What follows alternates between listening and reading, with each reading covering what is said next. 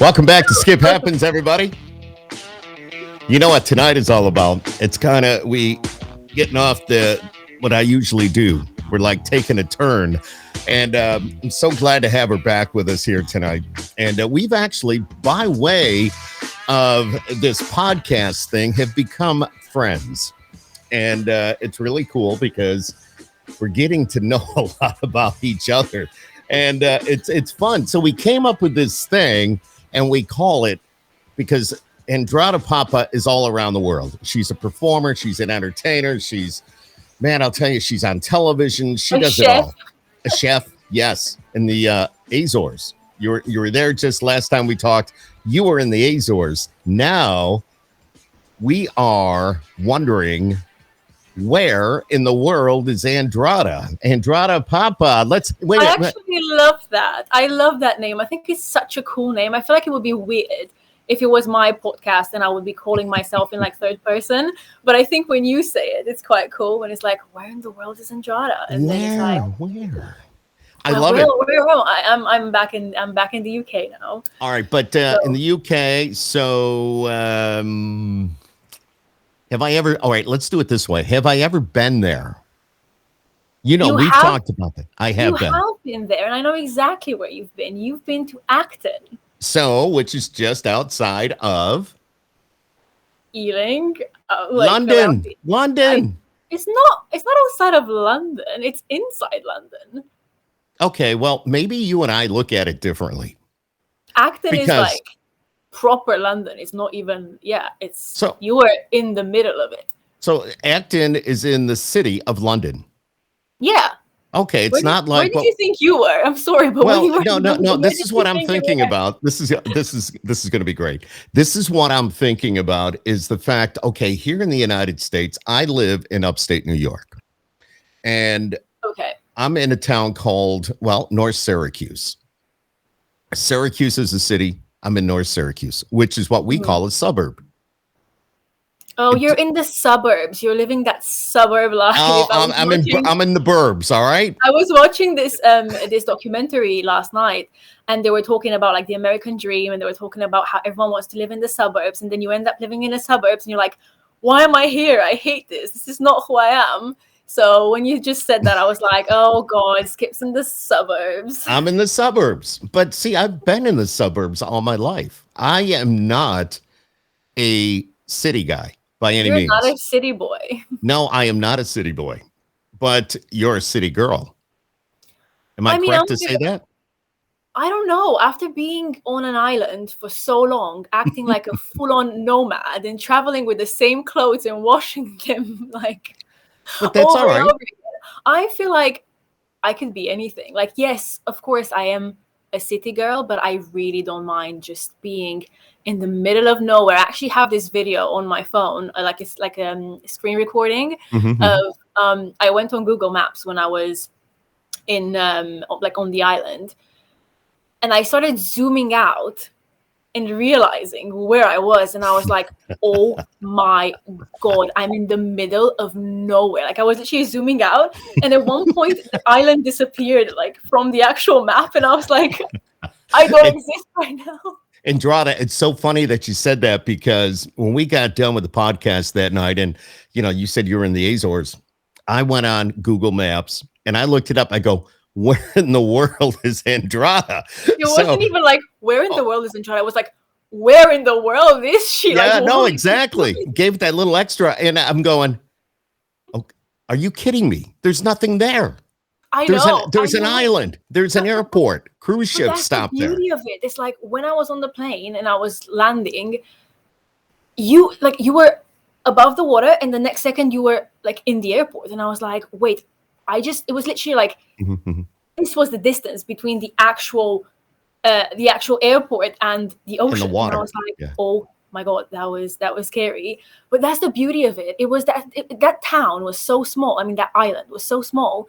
And the village that I was in, that everyone was saying hi to everyone. And every time I've been there for long enough for people to recognize me at the at the pub, grabbing a beer, and they'd be like, oh, hello. They'd be like, bon day, and whatever. And I was properly talking to them in their little Mhm. you know.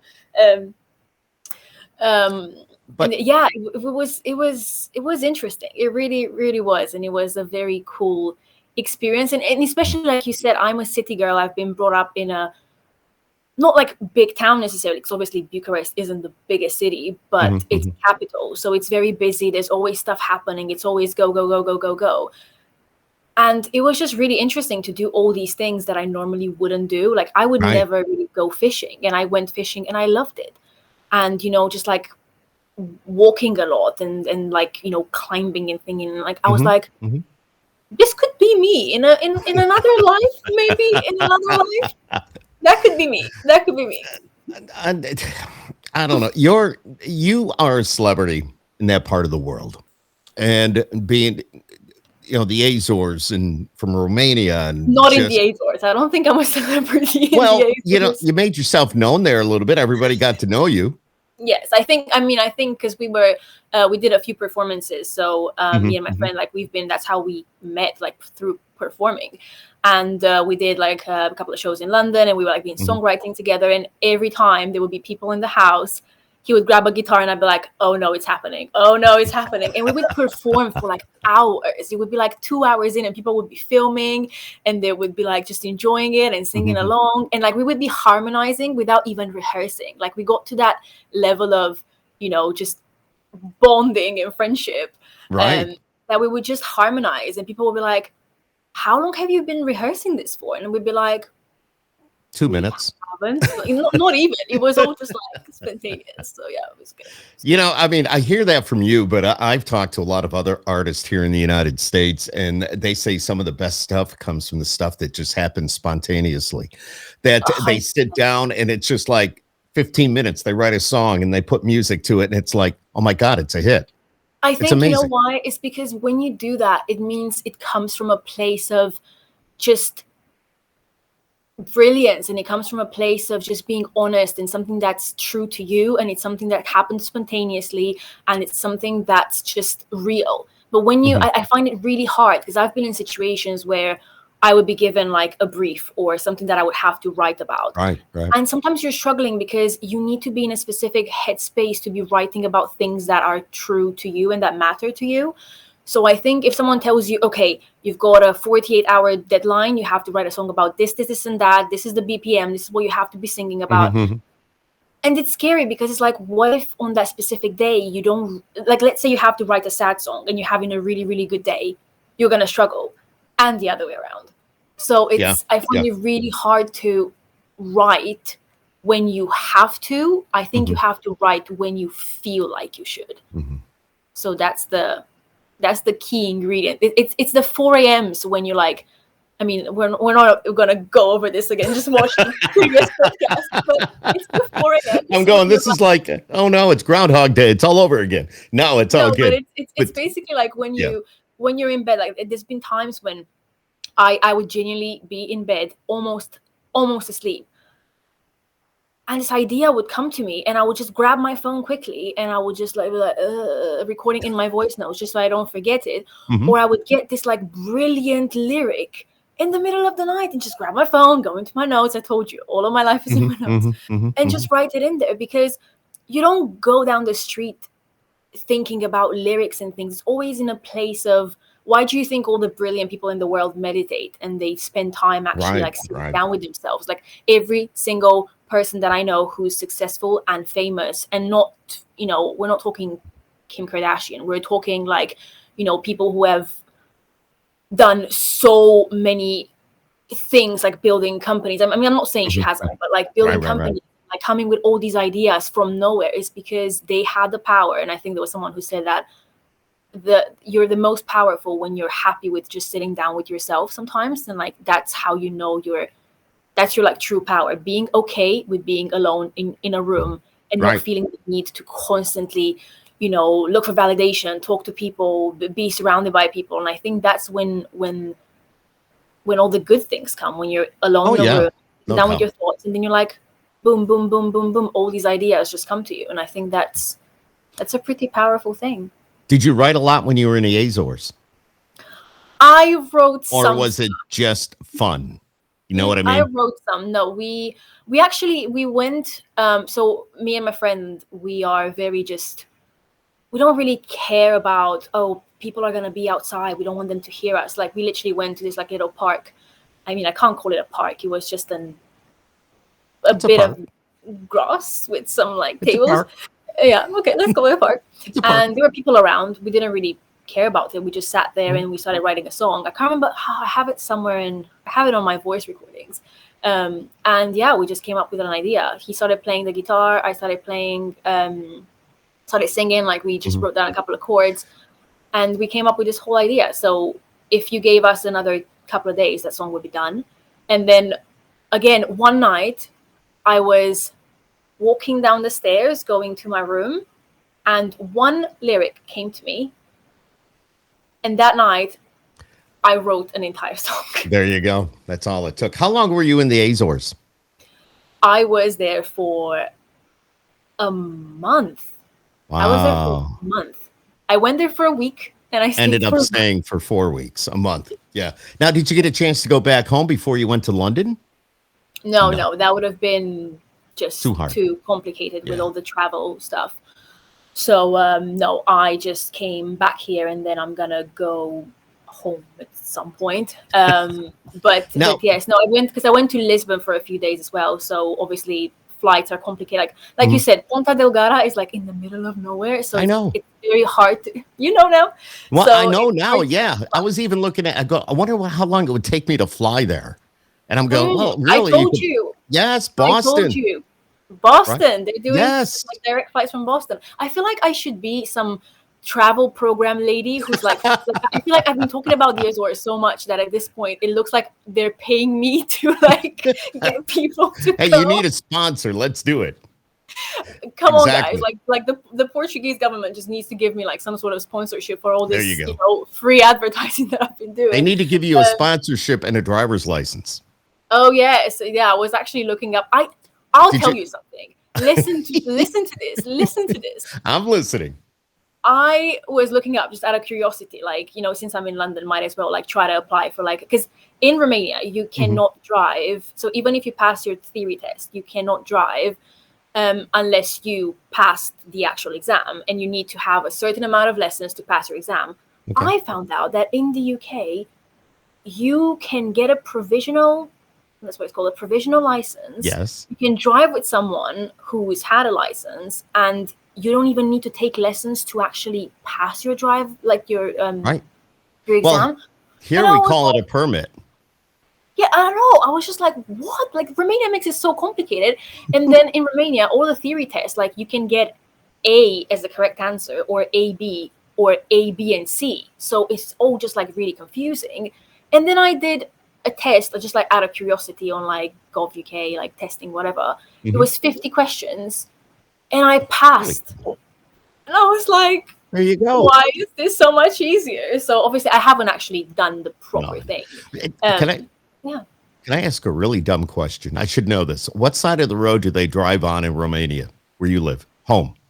Oh wait, it's always confusing to me. So Is it the opposite from where you are in London? Because on London, no, it it's is. It is the the opposite left-hand one. side. It Yeah. is the Okay. opposite one. Yeah, yeah, yeah. It's like the European side. Like Europe drives on one side. Right. We Okay. drive on the same side. So America and Romania drive on And the the same side. roundabouts go the opposite way. So that's when I was in London and we rented a car and we traveled through Scotland, England, Wales. We did that whole circuit. I was driving, but it was it's amazing that we made it. Let me just put it that way. And we would hit the roundabouts, and you have to go the opposite way than you do here in the United States. It's like, And oh you were like, crap. Yeah, where am I exactly. going?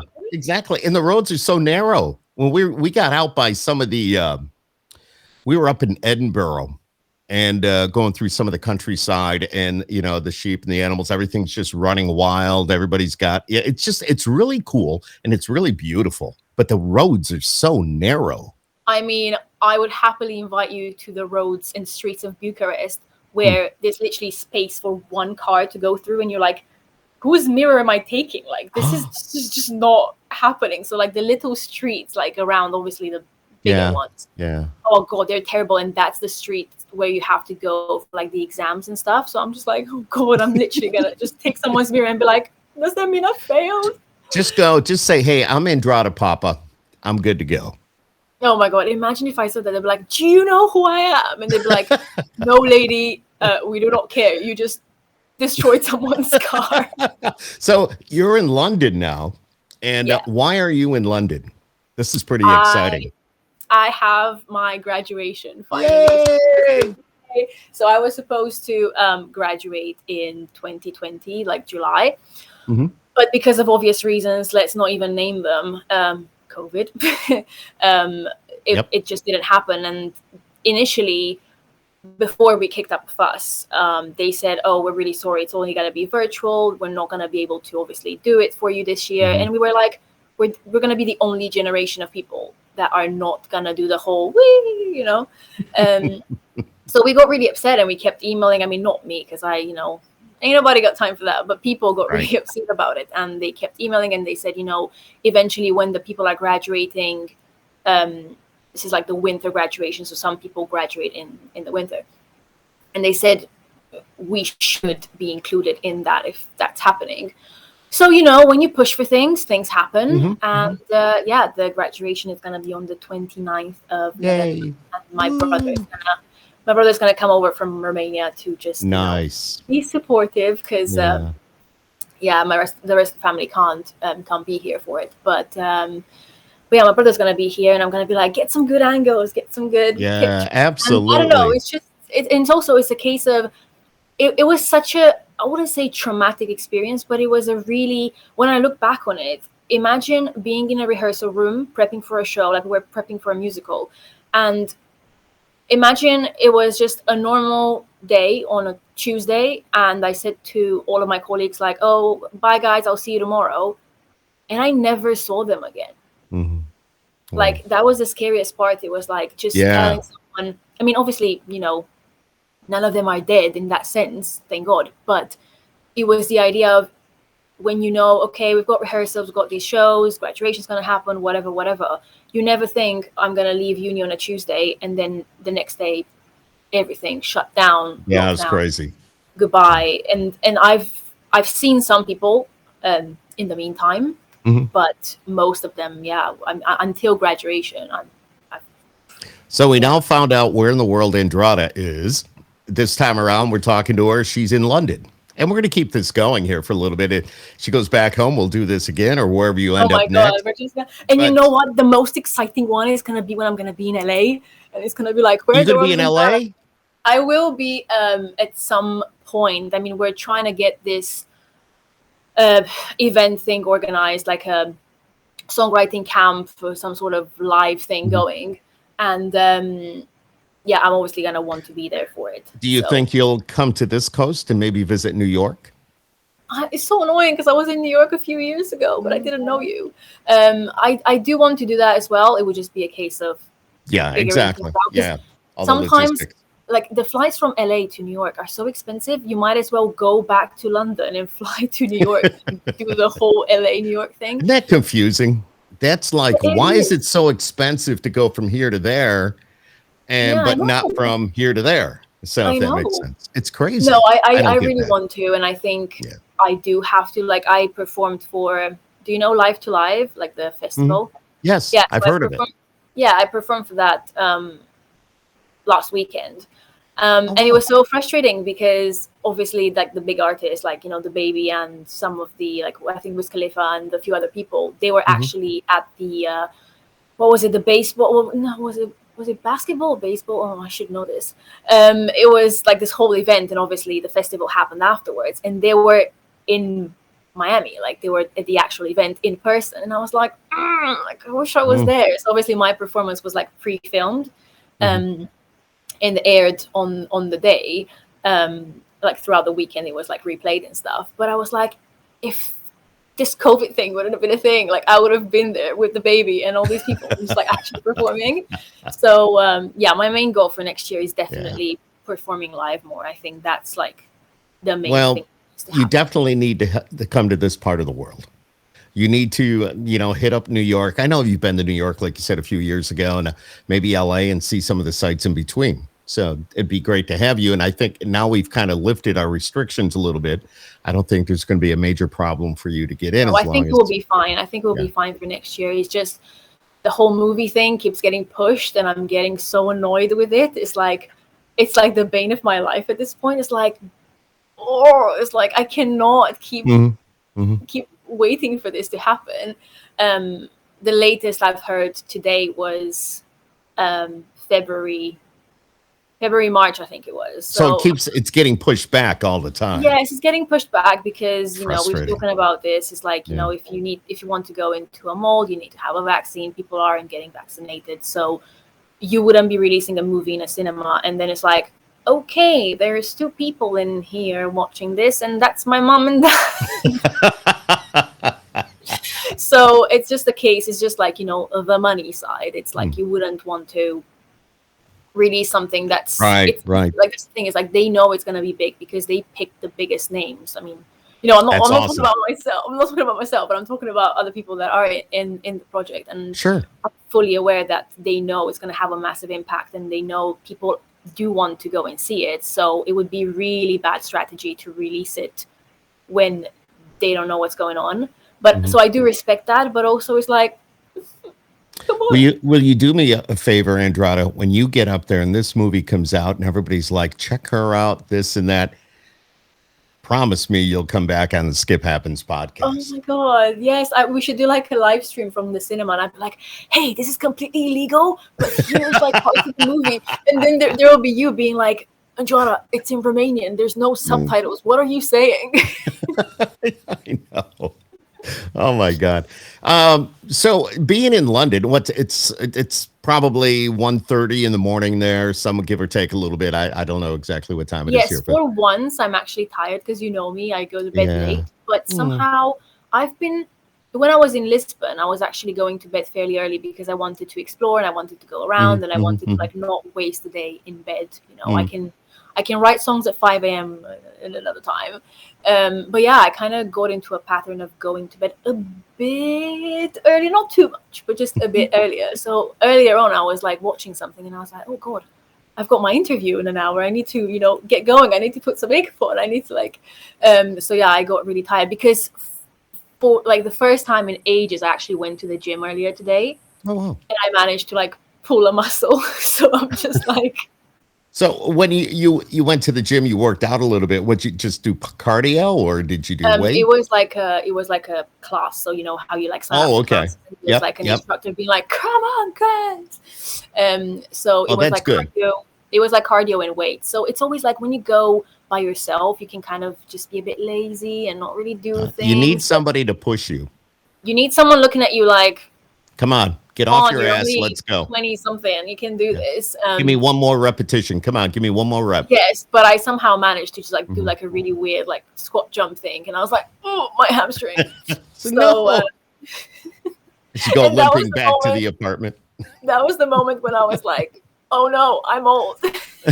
Oh, please. Don't even go there. You are far from old, young lady. Well, the other day It's I said to someone, "Yeah, and you know what? Like, I'm 23," and then my friend goes, "Aren't you no. 24?" I'm like, "Shut up." I'm like, "Shut up." Look at my daughters are older than you, Oh, but okay. I'm just, so Look forward don't to even hanging go out there. with You're you. young, you're beautiful, you got a career ahead of you, you're a great entertainer, you're just all around great person. And You always make me emotional when you say that. I know I'm going to tear up in a minute. Not really, but I'm just saying. But so what do the TV kicked on before we went on the air tonight, which you jumped. What do you watch? Is that like American TV there in London? What's it like? What have you Um, been watching? I don't. So that's a fun fact about me. I do not watch TV. Like I would Okay. watch shows, for example, like on Netflix. Like I would watch series or documentaries or Hmm. things, but I do not watch TV. I do not because I don't like ads. I think subconsciously, like even Hmm. though you're not paying attention to what's going on, you get like a jingle stuck inside your head. You end up buying some product because you've been brainwashed by an ad that's been playing like 20,000 times. Sure. And I don't enjoy watching the news. Like if there's something important, I'm sure I'm gonna hear about it from somewhere.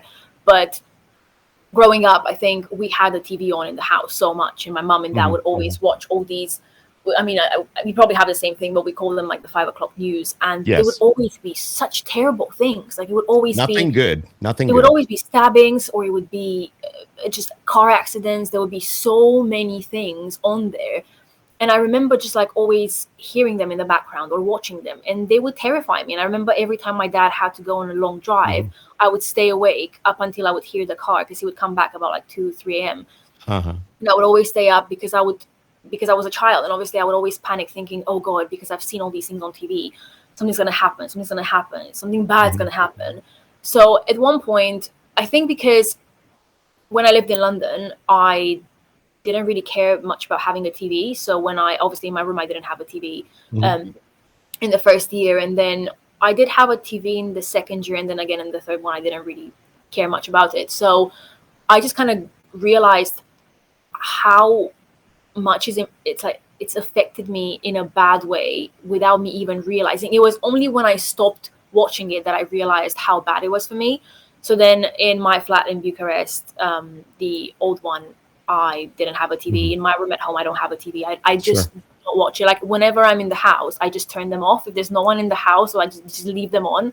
Um, I just I turn them off got you. because there's a lot of just trash stuff, and it's like you watch things Yeah. because they're there, not because you actually want to. So but I do like watching Netflix shows, and I've been watching lots of like the old person that I am. I've been watching lots of like Old 24, yeah, please. like Come it's like on. I mean, Andrada. I'm the kind of person that goes into into a shop and like spends 30 minutes in the laundry aisle trying to pick a conditioner, just because I'm like, oh, which one do I That's want? It's that's you though. There's I nothing know wrong with that. that's me. And yeah, I've been watching all these programs on how to, like, because obviously I'm moving into my flat in January. Um, so I want to have everything really well Mhm. Mhm. organized, and Mhm. I've been watching all these programs on how to fold things and how to store things in like transparent boxes with You sticker. know, I that's don't important. like sticker tags. That's What? important. That's important for you to know. You're getting your own place and how to store things and fold things and be organized.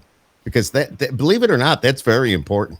It's so important. I think there was a book, I can't remember what it was called, and there was this guy saying that there is no way that you can have an organized life if your house is a chaos. And that is so true, because I know people that would be like, oh god, I don't know why my life is a chaos and why I'm so chaotic. It's like, well, because if you walk into your room and if you walk into your house, everything's just everywhere, because you don't have that sense of like a safe space, like a safe Mhm. haven of Mhm. just being there and thinking, okay, this is my place to think. And I've realized by living in different houses, like I've moved house so many times, like going back and forth London or Mhm. whatever, Mhm. and I've realized every single house had a different impact on me. And the house that I felt happiest in was the one that was always clean, it was always There you neat, go. everything was always organized. And again, like the same thing with the TV, same thing with this, it's all happening in your subconscious. It's all about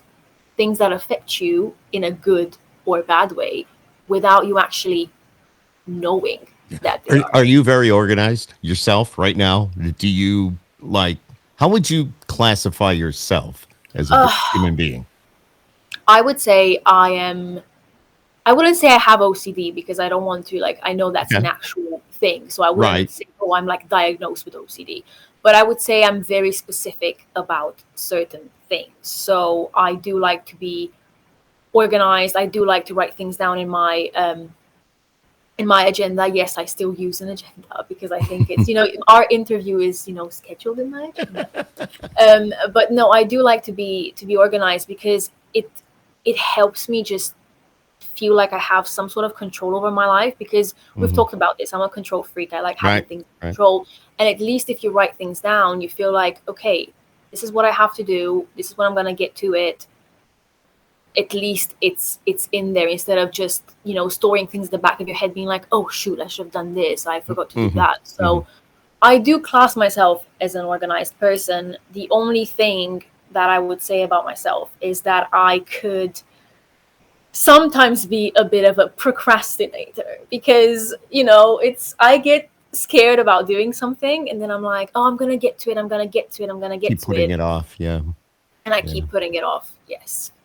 But you once you get it done, once you finally, whatever it is, once you get to that point and you get through it, then you feel relieved. It's like, this is good. Oh yes, and And also it's whilst like I'm with not interviews. doing it, I'm so stressed because it's not like, Mhm, mhm, there are procrastinators that procrastinate and they don't think about the things that they have to do. With me, it's like I know I have to do something, I mhm. put it off, but the entire time I'm trying to enjoy some stupid show on Netflix, I'm thinking about the thing that I'm not doing. So it's like Right. I'm not doing it, but I'm thinking about it. So it's like the worst possible thing. But then when it actually gets done, it's like, wow, I can Mhm. actually breathe. I can actually take a shower without being like, I need to do this. Why am I not doing this? Do you sing in the shower? That's I don't think anyone's ever asked me that. That's a really good question. Do I sing in the shower? No. I listen to music, but I But so don't many really. people do. I think almost everybody I know, if I was to ask them, do you sing in the shower? They're going to say, Really? that's a good question. But yeah, but I don't want anybody to hear me. I don't think I do. I think because I am a performer, it's like I don't. Yeah. Well, that's the other thing because you are a performer and the believe it or not, the acoustics of being in a shower Oh, I sometimes know. is I pretty know. good. I'm just saying. Oh, Plus, it's Justin crazy. said I do, and I suck at it. Honestly, I don't think I do it. Like I said, I do write songs when I'm like in the bathtub with like my Mhm, candles and things. mhm. But no, I don't really sing in the shower. And also, I hope my friend isn't watching this. But Uh-oh. God, my previous flatmate, I told you about this. So like we lived in the same house. I mean, obviously she's my flatmate, so duh. Right, right. Me at 1 a.m. my brain just went bleh. My flatmate, we lived together. Um, she was always on the same course as me doing musical theater, and I told you we're like Mhm. harmonizing in the kitchen, but sometimes it would get a bit much because she would be like belting things in, like she would like be just singing all these like really hard, like she wouldn't be jamming to like a chill like Jason Mraz tune in the shower. Sure, sure. Be going full on Elphaba from Wicked, you know what I mean? Like she would just go crazy, and Way you would over the just want top. to chill in your room, do a bit of homework or something, and she'd be like, "La, la, la." And then sometimes I'd be like, God, we've been singing all day at uni, and somehow every time she gets into that shower, she starts singing. And the funniest thing was when at some point it was right after I released I'll Be Loving You. So I Mhm. released I'll Be Loving You in that summer, and then we started uni in September. And she had that chorus that like I'll be loving you thing at the back. Uh-huh. And about 25 times at least a day she would just burst into song with just that one specific bit. So like she would walk around like the kitchen, or she would be in the bathroom like taking a shower, and you would just hear her like singing my song. And like one time it was like 8 a.m. or like 7 a.m. we're waking up for uni. The first thing I hear right after my alarm is her just singing my song, and I'm like, that's flattering, but also this is Annoying. getting annoying. I ended up Mm. hating my own song because they say Mm. never use your favorite song as your alarm because you're gonna end up hating You know, it. that's And a fact. Yes, Andrada, that is a fact. Very good point. please do not use Serenade as your alarm song because I do not want you to end up hating it. And we're talking about, you just mentioned Serenade. I was talking to my boss at work today at the radio station, and I went, hey, I'm going to have Andrada back on tonight if you want to, tune in or watch it afterwards. He goes, what does she sing? I said, let me take you there. So I went, and I Ooh. brought the video up, and he was like, wow, Ooh. wow. So, I mean, that's a compliment. And that, Just tell him you wanna, put it on your playlist. Like, give it a few well, I spins. can't put it on my playlist, but he might be able to put it on his playlist. He's got the other format. So, but Yeah. yeah, absolutely. And we could get a hold of Take it. Jeff, your press guy here in the United States. Matter of fact, he texted me today and he's all mad at me because you and I have become friends and I'm not I friends with him know. anymore. He told me last time, he was like, "You're stealing my friends." I'm like, "No, no, no. I'm not stealing anyone." I was like, "You can be on this." It's I like, know. we're all we're friends. We're all like happy together. Yeah, no, he texted me today. He said that, and I texted him Oh, back. I said, "But I still hi love you, Jeff, we Jeff." love you. Yeah, No, no. exactly. He's like, you're not friends with me anymore. You like Wait, Andrada more." I go, wait. So he's "Bro." telling. Look at what he's doing. I'm sorry, Jeff, but like he's telling me that I'm stealing you, and then he's telling you that you're stealing me. What, Jeff? What's going on? I'm like, hello, excuse me. Imagine if I just called him right now and I got him like, He could be watching this. So, but I no. think he would have commented if he was knowing Jeff. So, no, Jeff's awesome, See, and I'm I I'm owe gonna him a I'm phone gonna call. So, I'm gonna text him right now. Let me just. You keep talking. You keep asking me stuff. I'm texting him right no, this go second. ahead. Yeah, no, you can go ahead. Text him. Say you need to I'll jump on say, the podcast. tune in now on Skip's podcast. We're bitching about you. Ha ha ha ha. There we go. I love it. I love it.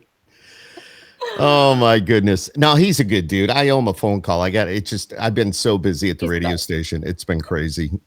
Here we're just here in the United States. It's tough to get people to work.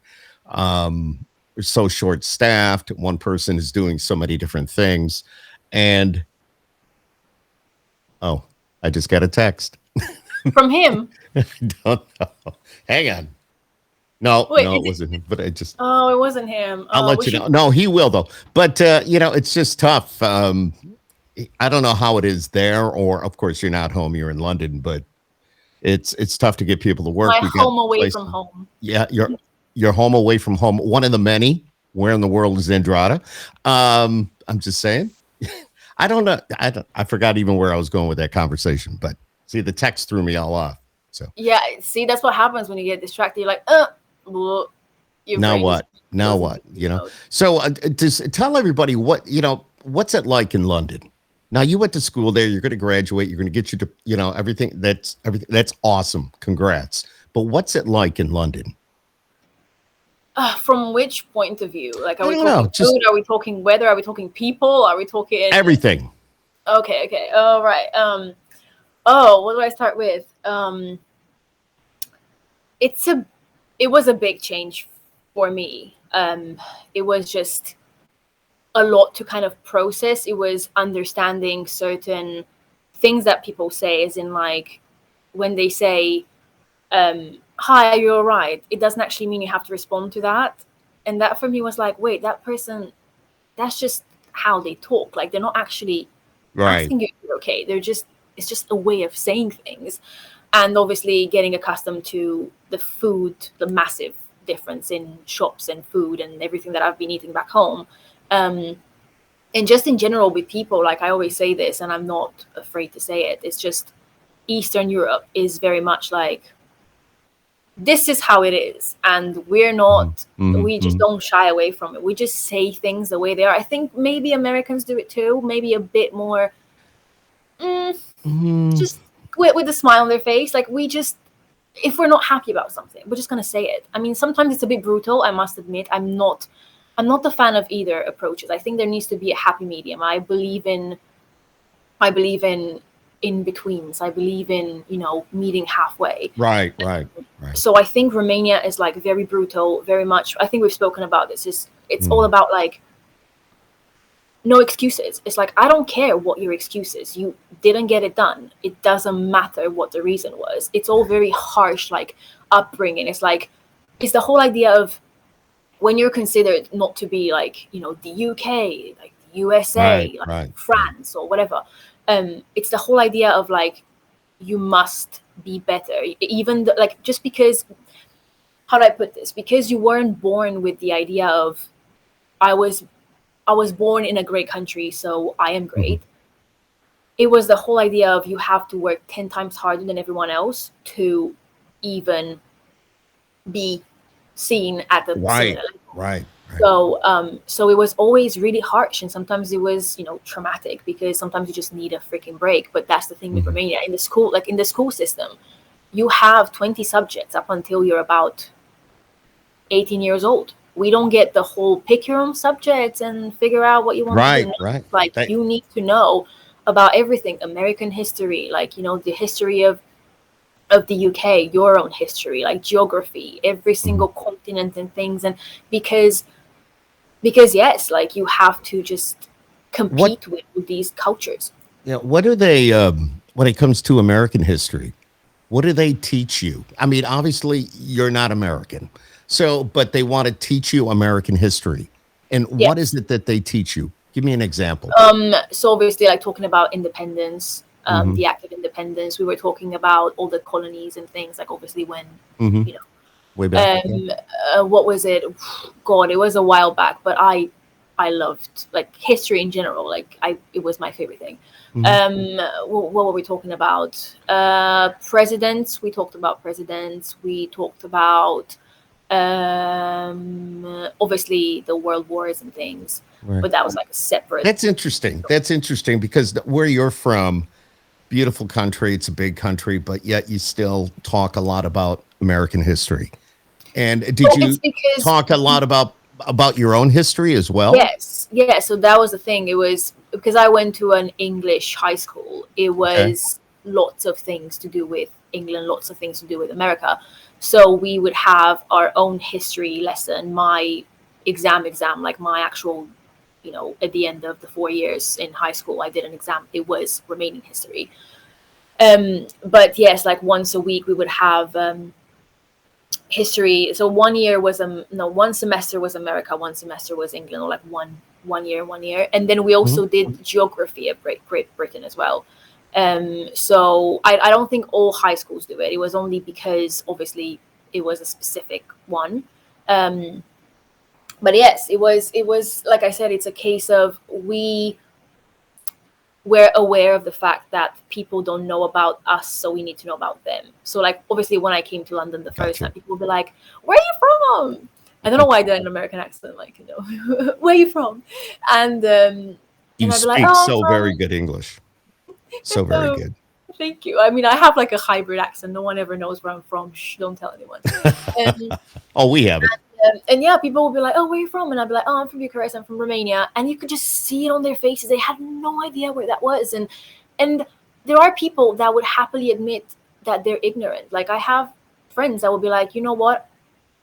I'm embarrassed to say this, but I know nothing about other places because growing Mhm. up and being in school, we didn't have to. It's like English is spoken everywhere. You don't have to worry about other languages. It's not like with us. Like, the first thing you do is learn English. So yes, some people do speak a second language, but most people don't have to, and that is in itself a privilege. So, in that sense, for me, it was a big difference going from the whole harsh system. It was Mhm. like just it literally felt like going from hot to cold. It was like going from a TV project that was just go, go, go, go. You don't get to Mhm. do this. You don't get to complain about that. You don't get to be tired. You don't get to be literally just like not prison is a big word, but you know what I mean. It No, was I all know exactly what you mean. Yeah, yeah, and absolutely. like in my family as well. Like, I love my mom, but she was always the kind of person that would make my failure, so to speak, look so much worse than my actual achievement. So whenever Mhm. something good would happen, she'd be like, "Oh, okay, congratulations, on to the next thing." Or when something bad would happen, I would get a bad grade or I wouldn't win an award or something, she would just make it look like a disaster. And she would always make me feel like, she's disappointed in me and all that stuff. What made you Um, try harder? obviously it's that kind of tough love parenting. So Yeah. it did make me, like, it made me the person I am today. But it was harsh, and that's the thing. Like, as siblings, me and my brother, we were never like lovey-dovey or whatever. I mean, I'm glad he's coming to my graduation, but we've never been close in a sense of, hyping each other up and being nice. We were always like That's interesting. like Yeah. dagger, dagger, dagger, like trying. And also, like, I love him and like I'm really proud of him and everything, but we've never been that kind of family or culture where you would just constantly, how do I put this in a nice word, like kiss someone on the hands, like, Right, just never right. done it. And Yeah. then coming here, it was all so just easy, not in like, how do I put this? It was more of a, oh my god, no, no, my battery is running low.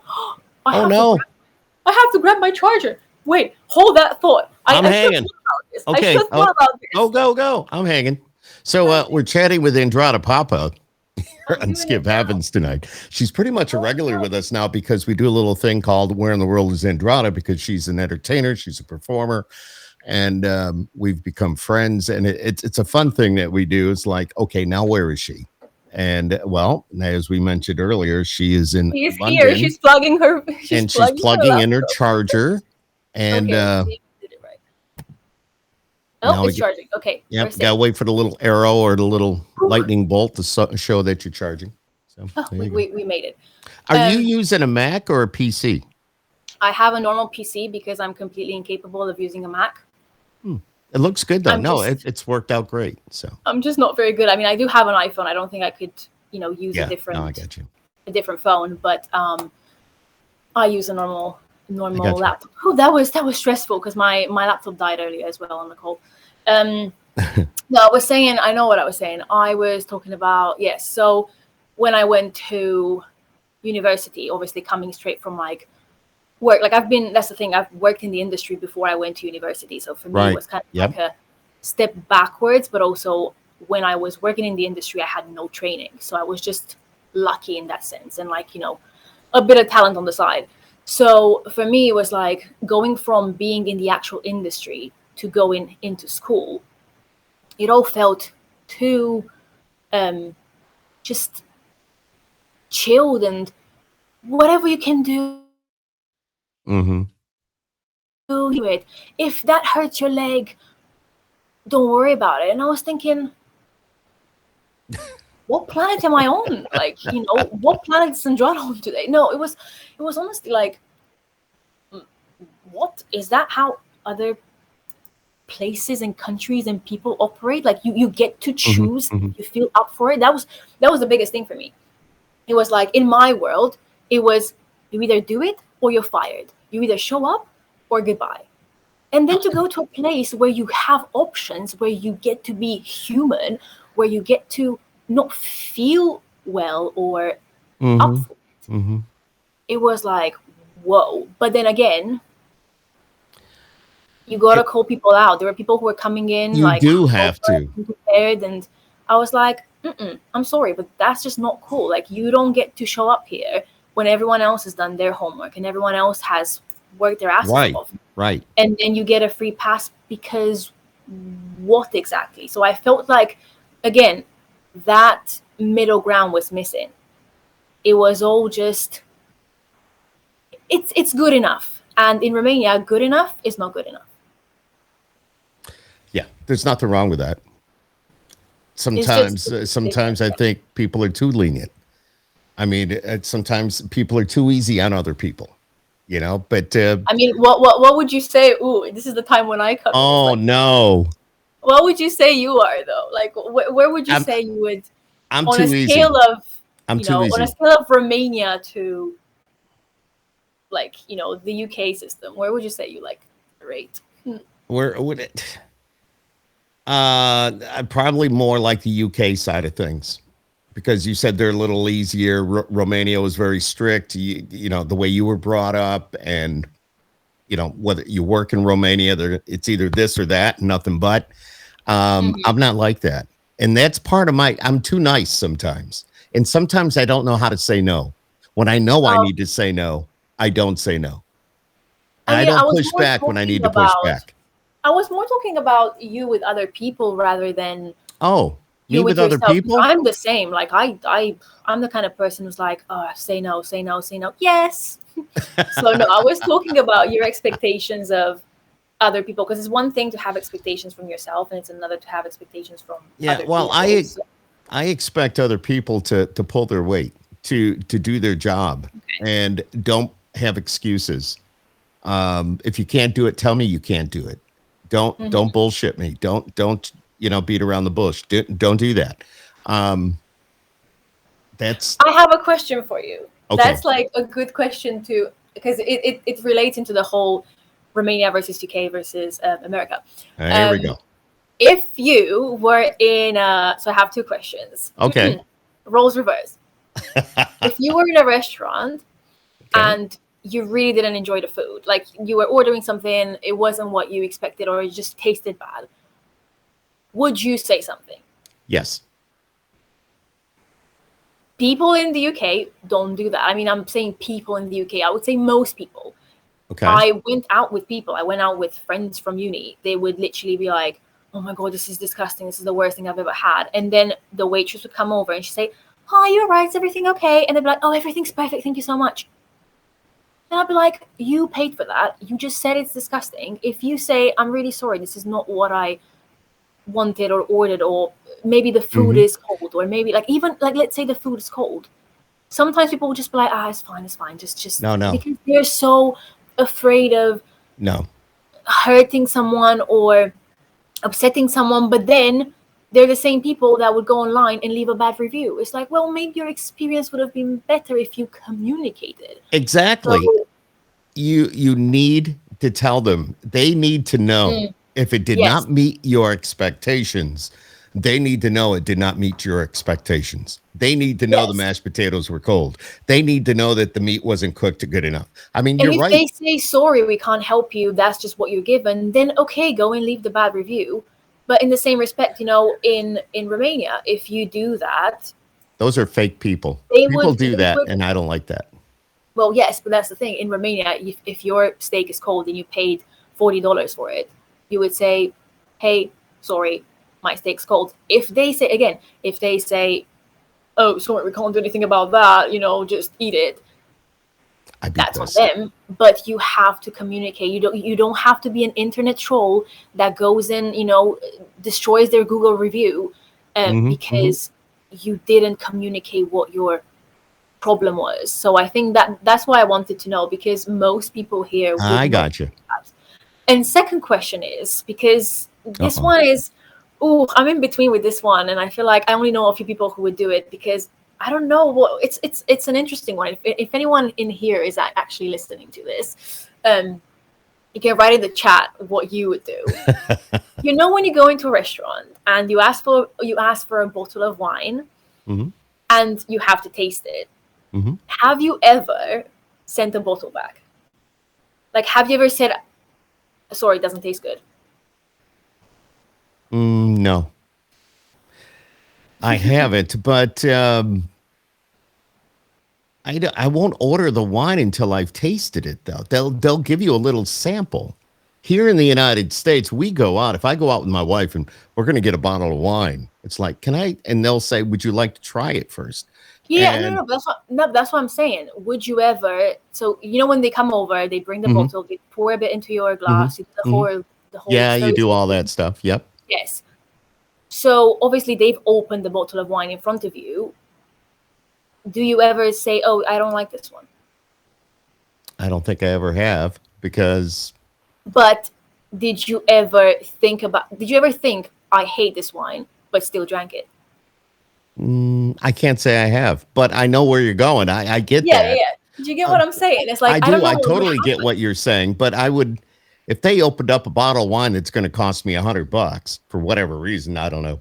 But and then if I didn't like it, I would tell them I didn't like it. But what No, happens with the bottle? Like, that's why I always wonder, if they open it up for you and you yeah, say, I don't know. Yeah, I know. I hear you. They open it. Once it's open, it's open.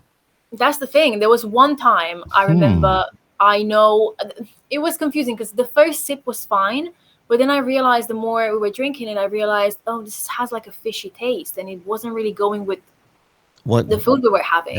Right. So then obviously, but that's my main thing, is like, if you're ordering a bottle of wine and they're opening it and they opened it for you, do you really just say, oh, sorry, I hate this? Because what happens, like, I don't want to see someone going down the drain, so No. Can't let that's alcohol abuse.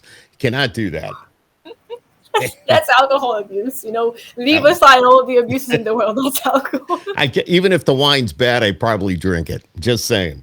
So, but I Okay, don't. so I don't think I've ever said no. I don't like it. Take this bottle away. I didn't. No, I would never do that. okay, yeah, because that's something that says something about us as people. It's like, we should be able to just say, hey, that's actually not good for me, because ultimately it's not free. You are paying for that. I think that's what we sometimes forget when we're in a place where we don't want to hurt people's feelings, even though they're working for a company that probably makes, billions. Like if you go to like a big, chain of restaurants, it's not the waitress's fault. It's not the wine's fault. It's not the steak's fault. It's just like, they're not going to suffer if you just send it back. But as people, we just kind of, like I said, I've had experiences as well that were, I had a friend in high school, and she was a lot, and she would not know how to express her thoughts and feelings without being very rude and kind of just treating people like they're, oh God, you just, work in a restaurant, like, look at me, this is who I am, whatever, all that nasty stuff. And I remember we went to this place and I got a lemonade. I'm very specific about my lemonades just because, again, in the UK, if you ask for lemonade, they bring you a canned, like, can of lemon. Your lemonade is in a can in the UK. So lemonade is just like in Romania, lemonade means like freshly squeezed lemon with water, and that's the best. That's the best. That's like that. We don't call anything else lemonade. When I moved here and I asked for lemonade, I eventually got it after like 4 or 5 times of being like, what? Because they just bring you 7-Up. They bring you 7-Up, or they bring you Sprite, or they bring you like what they class as lemonade. So if you want to get freshly squeezed lemonade, you have to ask, is this freshly squeezed? Is this like fresh lemonade? So we were in this restaurant, and I ordered lemonade, and it wasn't amazing. I think it was just missing. It was too bitter. It was missing a bit of honey or sugar or something. But I was gonna obviously say, oh, could I please have some honey, or could I please have some, like, obviously in a polite way. It's about the way you it's not what you say, it's how you say it sometimes. Yeah. So she was like, oh, let me try it. So she tried it, and she was like, like, this is disgusting. Like, she was making like a whole scene. And then when the lady came over, obviously she was the waitress. She wasn't the person who made it. So she looked at her and she went, taste this. And the waitress was like, what? And she was like, taste this? Yeah, exactly. And then she just like poured the lemonade into the like little grass thing that was next to the table. What? And I just felt so embarrassed because I thought that is not how terrible. You deal with the situation. And she said something like, I wouldn't even give this to my dog. And I don't know. That's rude. That's rude. She made some silly comment, and I was just sat there thinking, that is not how you do things. You just say, hey, this tastes a bit too bitter. Can I have, like, that's the thing. I'm not saying don't send it back. I'm just saying, or send it. I'm just saying, just human. Just communicate your issue without having an attitude and being like, would you drink this? Like, she had no idea. The poor woman had no idea what was in it. She had no idea what it actually tasted like. And I just sat there thinking, yeah, that's just rude. So embarrassed. So yes, like, no. It's how you say it, and how you come across. I mean, that right there, that'd piss me off, and I'd be like, all right. It's like your blood boiling. Yeah, I'd be like, all right, screw you, lady. No, honestly, it felt terrible, and like I said, I'm very specific with my lemonades, and I get really upset when the menu says freshly squeezed lemonade, and I get what it's. For someone who, like for someone who drinks water a lot, you can taste the difference in different brands. It's the same with this. For someone who's been literally drinking so much lemonade throughout my life, if someone gives me something that is not lemonade, I'm like, you're lying. Well, why are you lying to me? I love it.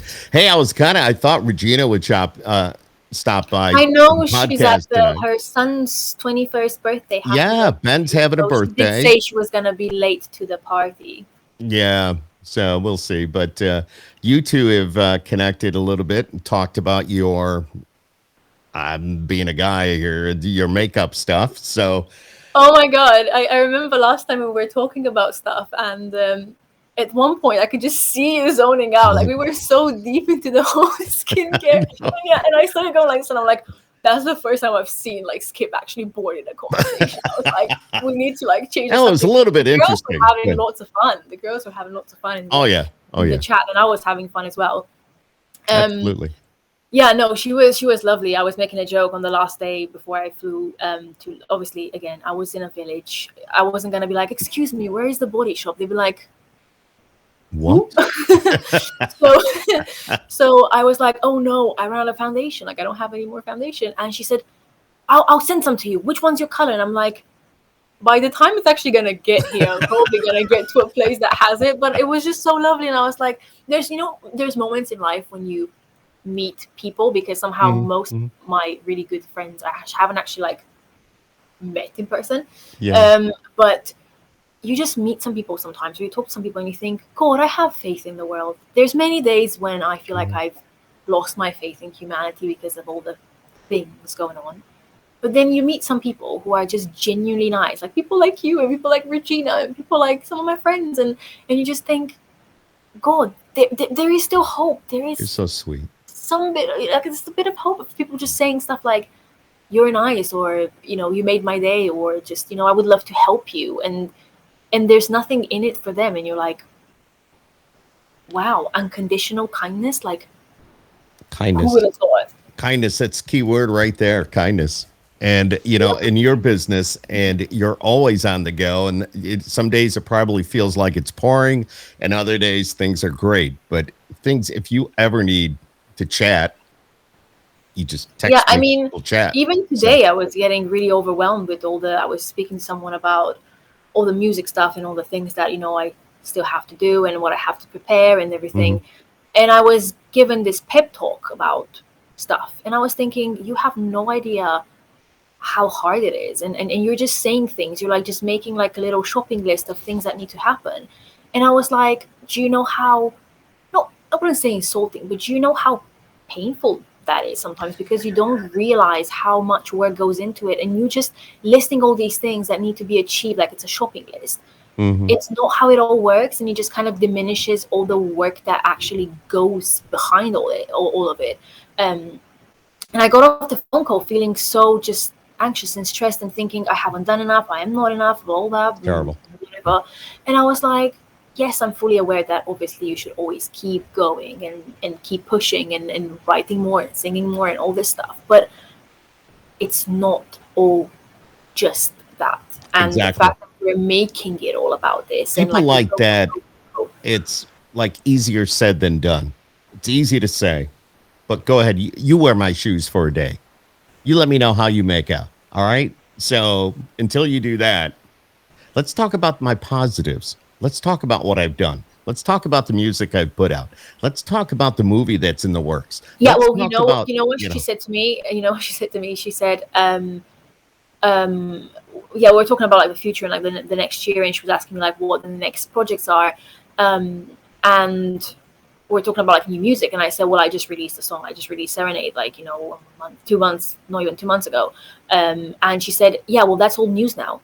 And I'm like, it's literally, I didn't even get to blink. I only like, how and that's my thing, and I'm not going to go on a rant about this, like for a very long rant, but it's the whole TikTok generation, is the whole idea of, a video Mhm, is relevant mhm, today and viral today and it's irrelevant tomorrow. Someone who had like mhm. 12 million views on some video, who is that in like 3 months time? So for Right, someone to right. tell me like some songs are just, you know, forever. Some songs you still listen to now as if they were released yesterday. And I Absolutely. never thought I would get to a point where someone tells me that a song that was released 2 months ago classes as an old song. And she was like, you have to focus on the next stuff, you have to focus on what's coming up, you have to have all of your next year planned out like month by month. And I was just thinking, I don't know what I'm having for lunch tomorrow. Like, it just felt like You don't get me know, wrong, I completely get what she's saying, but I also know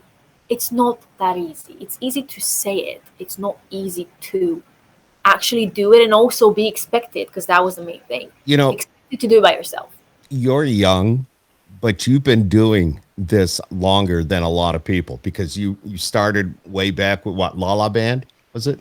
um yeah, I think it was all the festivals first, and then it Yeah, was real Eurovision. early on, and now so you've been doing what you're doing much longer than probably some of these people that are talking to you.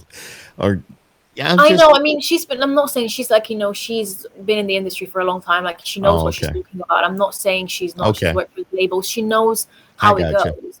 I just know that labels have changed too, because back in the day, That they have. people like you and people like, don't know, people who worked for the labels in the past, um, they would want to discover talent. They would want to find that, star chip in someone. They would want to um, support someone, and they would want to help them grow. Now it doesn't work like that anymore, and it's really frustrating because labels just open up TikTok and they're like, okay, who's famous today? Yeah, let's sign them then.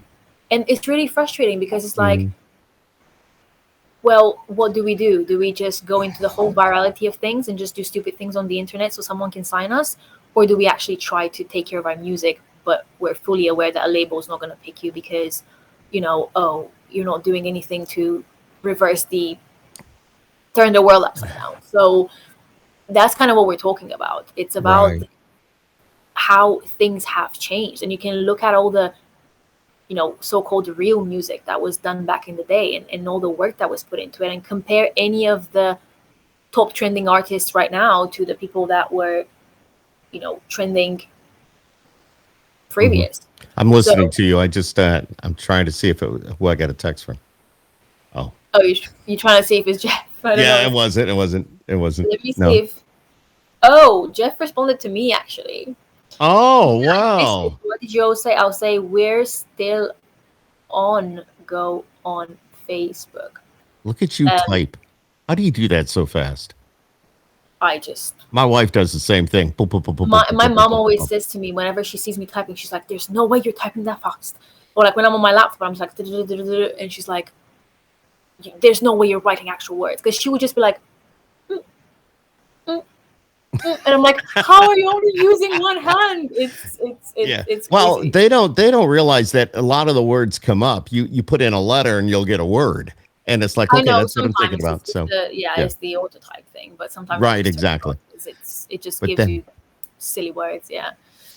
I don't know. Today was just a lot in terms of digesting information about all the things that you should be doing, and it's like, how about you do them for me if it's so easy? Andrada, take a deep breath and just sit back, take it all in, because you have nothing to worry about. And when times get tough, you've got Since people when? to call on. Who decided that? I'm just telling you. I'm just telling you. That's all. And here you can take my word for it. What was that based on? What is that because based on? It's based on you. It's based on everything you've done in the past and your experience and where you're going with your career, which is awesome, which is you're on the right path. You've been doing so much in so little time, although it has been quite a few years, but you started young. Like I said, you're still very young. You I don't even know the right words to say, but you've got what it takes to do what you want to do. And you need to be persistent. And yeah, you do need to listen to these people, but don't let them get you down. You just, they also need to focus on your positives. And there's more positives than negatives. Everybody's got negatives. Everybody's got negatives in their life. But you know what? The positives kind of overshadow the negatives. So yeah, we just keep moving forward. I think you asked me on the last podcast. You said, "What's like your biggest flaw or something?" I think that's what you asked me. Like, what's like the biggest thing that you do? And obviously, it's the whole control freak. And somehow I managed to pick an industry where you don't really have control over anything. But you do.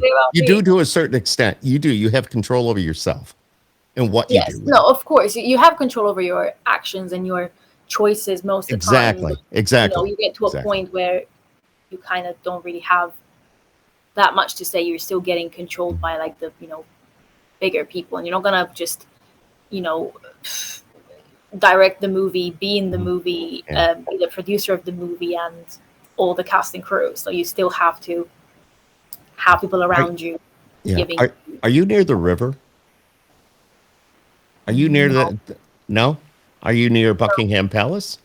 No, no. Why do you think I just live at Buckingham Palace? So no. I'm not saying you live there. I'm just kind of wondering that because I remember being in Acton, and I remember going to Piccadilly Circus. I remember what was the place with all the pigeons?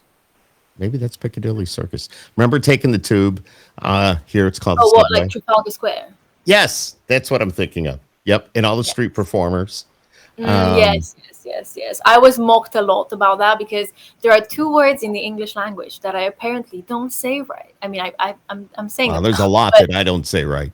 but it was Trafalgar Square that I used to say Trafalgar. I think, I don't know. I just Oh, didn't really know what it was called. no, it's a hard So word too. I so get yeah, it. it wasn't even that it was hard. I think I just never really set it up until I came here. Like it wasn't like a it's not like saying phone or like hello or blanket. It's not like something that Mm. you use on a daily basis. So I was like, oh yeah, let's go to Trafalgar Square. And they were like, go where? And I'm like, Trafalgar Square. And they were like, what? And the second word was asparagus. Because obviously, who even eats asparagus? Like, it's just It's not, gross. It's you know, gross. it's just green. And I used to say asparagus. So So, I used to say asparagus, and we were walking like down the street with my colleagues at uni, asparagus. and I was like, "Ew, that's got asparagus in it," and they were like, "What did you call it?" And I'm like, "Asparagus." And then the whole day they were just like asparagus, and I was like, "You know what? I love It's it. I love it's it. just like I was like, how many languages do you speak? Not even your own. Shut up." Now, how are you getting around London? Are you taking the tube? Is that what you do? Yes, I've always taken the tube. Like it's something Yeah. that I never used to do in Bucharest because it was just easy to get places, like get a taxi and it was cheap. And you can't say the same for London. Mhm. So sometimes I will get like an Uber or something, but mostly it's not worth it just because the traffic is insane. And you must be a mad person to even own a car if you are in London. So I would say 90% of the people just get the tube because there's just so many stations, and Yeah. it just you can get from one side to the other in like 50 minutes. It's Yeah, still it's a like lot, New York. Yeah, New York City's like but that. Yeah. why Uh, would you want to be in traffic and just be like, come on, move, but move nicely because we don't want to upset each other. I have zero patience for that. You're right. I would never drive in New York City.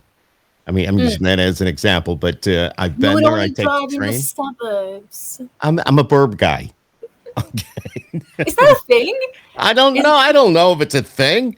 is I don't being a know. burb guy a thing? I probably I don't know. I just made that up. I don't know. It could be a I think thing. that's cool. I like that. I think we should adopt that in some way. A burb guy. I'm a burb. Andrada with the burb guy. Yeah, it's like, hi, There- this is not the skip happens. This is the burb happens. the burb. Skip happens in the burbs. I like that. Well, It we're sounds in the like burbs. We're in the burbs. We're in the burbs. so. Are Outside you a in the small burbs right city. now, though? What's that? Are you in the burbs right now? Yeah. Oh, This is where I am. This is my home. And in the bottom floor of my home, I have a full studio.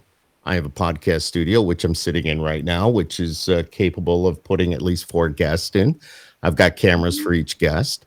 On the other side of the room, if I look straight across, there's a complete voiceover studio. And during the pandemic, I was able to do a lot of my radio stuff from here. oh Um, yes. I want to be on that side. Like I just want to be like there. Here's the Andrada. I'm gonna lay it right out there right now. You make a trip to the United States. Will I would gladly somehow get you here, and I'll bring you in the studio in person. You can meet my family. Then you come down into the studio, and we'll do it live here from here. Yes, and I think, it's because I travel so far away. It's like it's gotta be. We're gonna. Oh my god, we're gonna go into like the world was called like the world record book or something for like the longest interview in history. I think we should do like a full on like 48 hours with like snacks in between, obviously, and like wine. Oh my But we God! should do like the longest podcast that like the universe. Have you seen my poll on Instagram? I posted this thing and I said, "Are we gonna break last time's 2 hour long?" Oh my God! It was over 2 hours because it was a It great was it conversation. was 2 hours, and I put a poll like, you better or oh god, and like like 70% put you better, and 30% is like oh god. So people are like curious now to see, is she gonna do it? Is she gonna do it? I I don't know. We bet got you a want long to ways to go yet. Yeah, I know, right? Oh So my god. we do have a long ways to go, but I'm a little worried that you're getting tired. Are you Are you okay? calling me tired? Uh, no, I'm So, looking out that window behind you, what would you see? I would see just the Nothing. backyard. Really, it's Oh, not. backyard. Okay. All right. Yeah, no, Okay. it's not. Stop trying. It's not Buckingham Palace. I know you think I'm a princess, but it's not Buckingham Palace. Well, I can remember when I was in London. Like I said, I mentioned the other some of those places I went to, and then we rented the car and we drove through England, Scotland, Wales. Um, I remember going to Buckingham Palace. I remember watching the guard.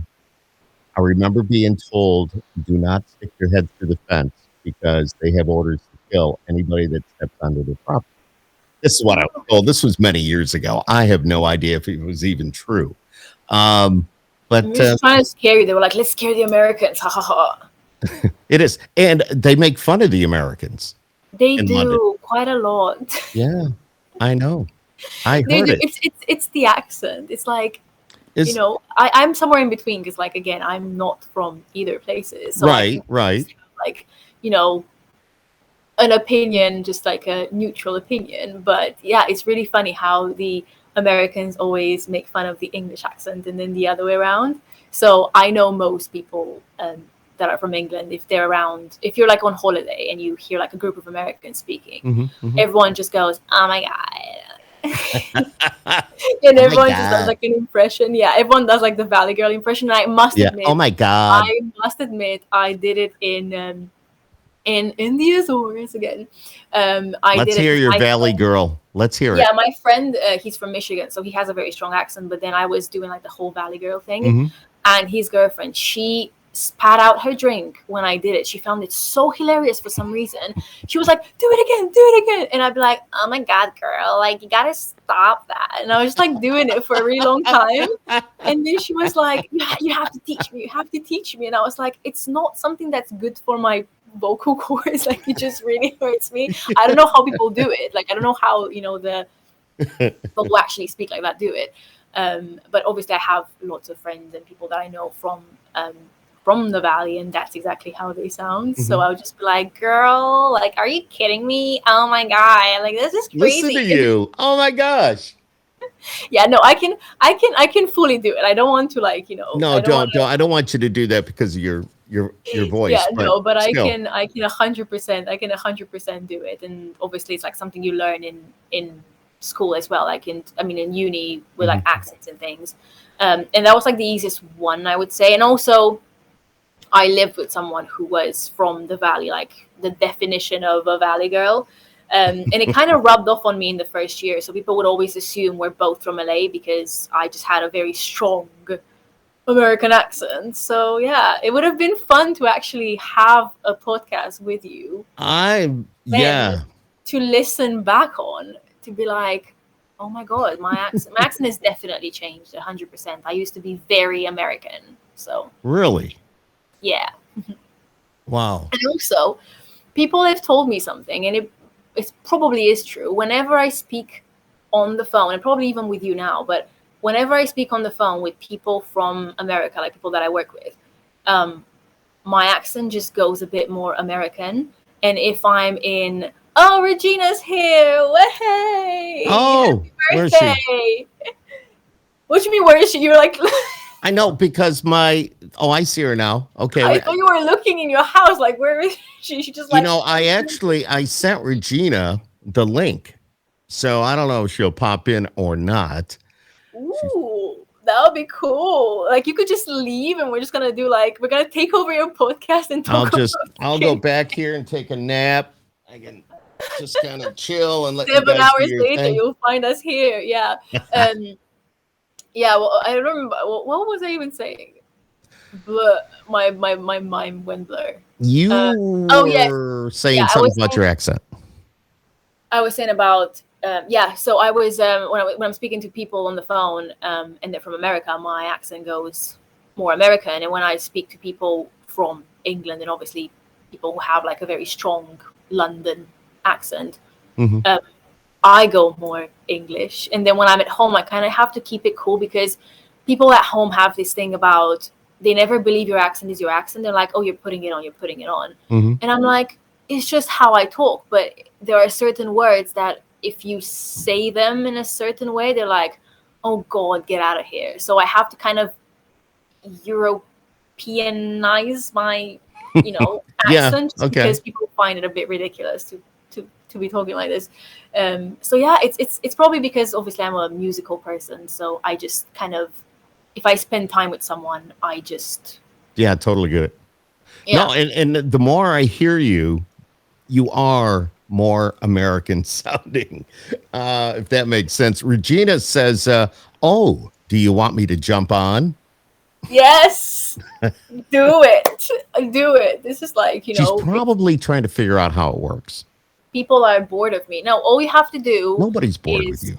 click on the, I mean, I'm just saying, it's like, it's just me here. We need some, we need some more people at this party, guys. Let's do this. You just click on the link and then you type in your name and then boom, you're Boom, here. boom. It's a really cool, I've done Boom. this before with someone and I was like, what is this? And yeah, so when you sent me an invite, I was like, ooh, I'm very familiar with this app, Yep, because now yep, I know how to use it. yep. Oh, Oh, wait a minute. Wait. Oop, oop, oop. wait, host. Uh-oh. Why does it say Uh-oh. Hang host? on. Oh, do we have a new host? Oh my God. Yo. Hi. Hey. Oh my God, this is so exciting. It's like, All right, I'll leave you guys alone for a while. no, wait, I have so much to learn. Hi. Nice to meet you. Like, I mean, oh, look. Oh, where is my champagne? So we're got- still drinking champagne. What are you I'm the drinking? old guy with the What coffee. is it? Is it champagne or is it? Oh, look, there's a cat as well. Oh my God, I'm in heaven. Oh, there's 3 cats.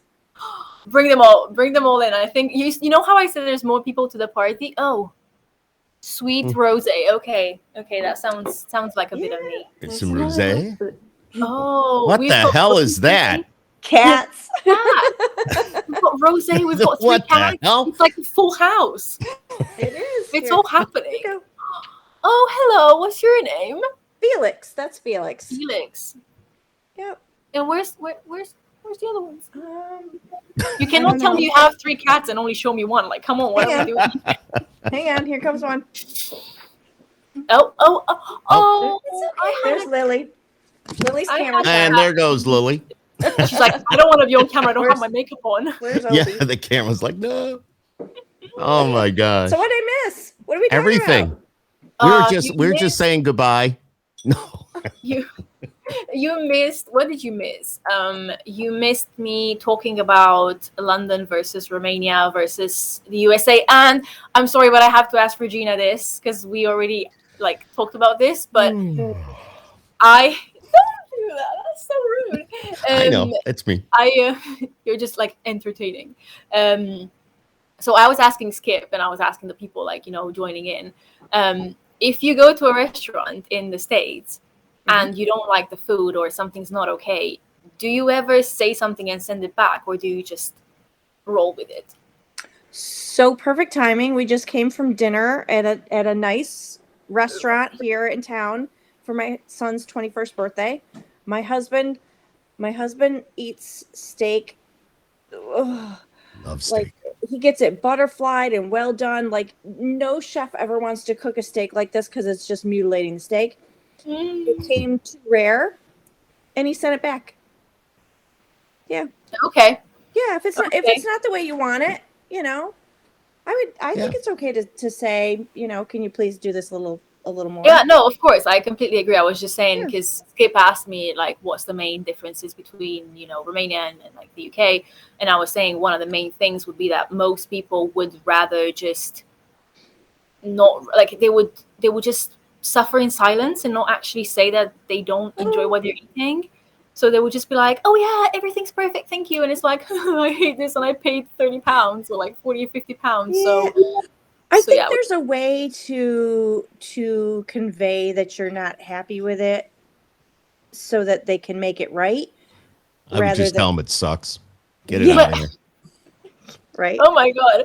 No, but it's also a case of most times they ask you, is everything okay? You don't even have to complain because they're already giving you the opportunities. Like, is everything okay? And you say, yeah, but maybe you can just cook this a bit more? Like it doesn't Right. have to be something completely terrible, like grabbing the steak and throwing it in the face, be like, no, of course it's not okay.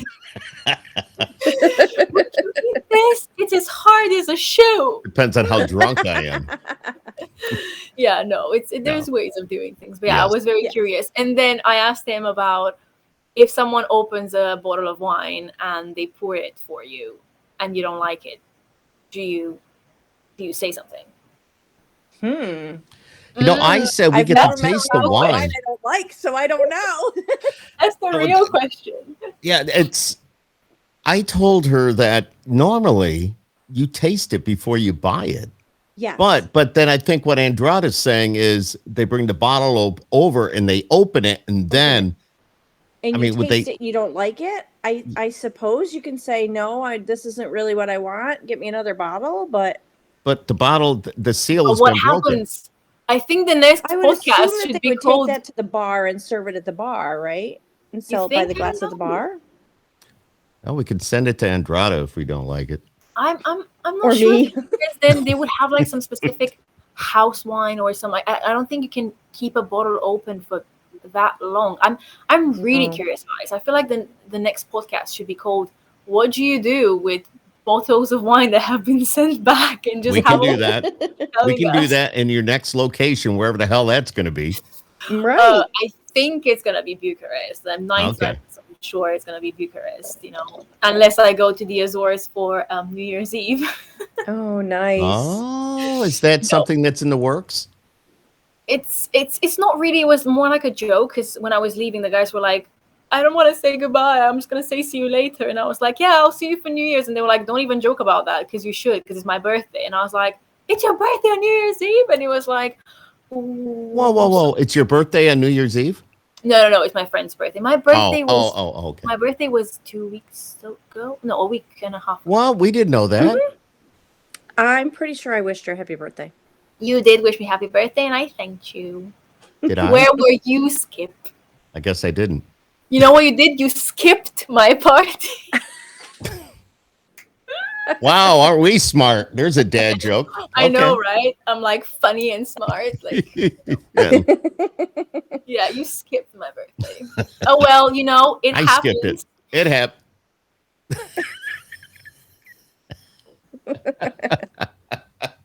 Stop me, guys. Stop me. No, guys. keep going. Like, After I'm on all, a roll. it's the middle of the night I there. don't have any more jokes. I mean, I'm trying to look at the names. Skip happens. Like, that's all I had. I'm sorry. Skip happens. Well, it does. We're talking to Andrada. No, I'm just It kidding. does. And we're talking to Regina as well. I'm so That's glad. right. I'm so glad we're here. It's like, oh, what better thing to do on my son's birthday? I'm just gonna join a podcast with a Sure. and drink wine. He went back to his apartment to have fun with his friends now, so he's done with the family. Lighten up a doobie. We're good. Yeah, we were saying earlier that sometimes it's just nice to talk to people that are just unconditionally kind and just good people. And we were talking about you just offering to send me foundation. We were saying, like, when you send And me there goes the cat. foundation in the middle of the Atlantic Ocean, and I was like, you really don't have to, but that's like the nicest. I remember looking at the message being like, God, I need better people in my life. Aww. Well, you got us. You have us. No, Yes, you it's do. Like, this is like the best midweek party anyone could ever ask for. Did you end up sending Andrada anything or no? Or did it's just too far, take No, too because long? I was in transit. Where would no, she Oh, she that's sent right. it- You were no, like, yeah. who knows where, but you Yeah. were. exactly. And now you're in London now, right? Yeah. Yeah, so she can find it in London because that's actually where Body Shop originated. I was in Brighton. bought it. I bought it like the next day when I got to the airport. I was like, boom, done. So yes, I'll have to obviously go on an actual trip to the shop and see what's Yeah. been. I need a new body. Is that the body shop? They're not quite the same. Good job. Yeah, I mean, Good try, I Skip. think just you leave the jokes to me. And then we'll just have to. Because I was like, is that the joke that he's making? I'm like, that is a dad joke 101. That is the kind of joke. I also love those jokes that you post. Those jokes on Facebook, the ones that you post. The Aren't dad they Yep. great? they I do kill- those on the radio every day. But do you like actually write them, or do you just like? I find them different places. People send them to me. I look around every day when I go into work, find a Like dad Zach joke. give them, dad does Zach jokes give are- them to you? Mm. No, but Zach makes me read them to him. Mm. And He, is he he like, loves yeah, my dad jokes. that's a dad joke. I Yep. think some dad jokes are terrible, but I think some of them That's are why actually they're. pretty good. And I was surprised that the ones that I keep seeing on your page, I was like, I actually laughed at a dad joke. What's going on with me? Yeah, some of I them are really cute. And some of them No, are some really of them are bad. really good. But sometimes do you ever like read the question and you're like, oh, I don't want to see the answer. I want to know the answer to this first. And then you're like, oh no, that's not what it was. Yeah, I would rate that a strong 2 out of 10. Yeah. The body joke. Okay. Yeah. I'll just let you guys carry on a conversation. I'll just kind of sit No, back don't and leave us. Don't leave us. Don't leave relax. us. I'm just kind of. I'll see if Jeff texts me. Hang on, you guys talk. Oh, my God. I'm sorry, but Jeff is he's playing with us. I'm telling you, he's like texting you about me and me about. Nah, I'm not cool with this. I don't know what's going on.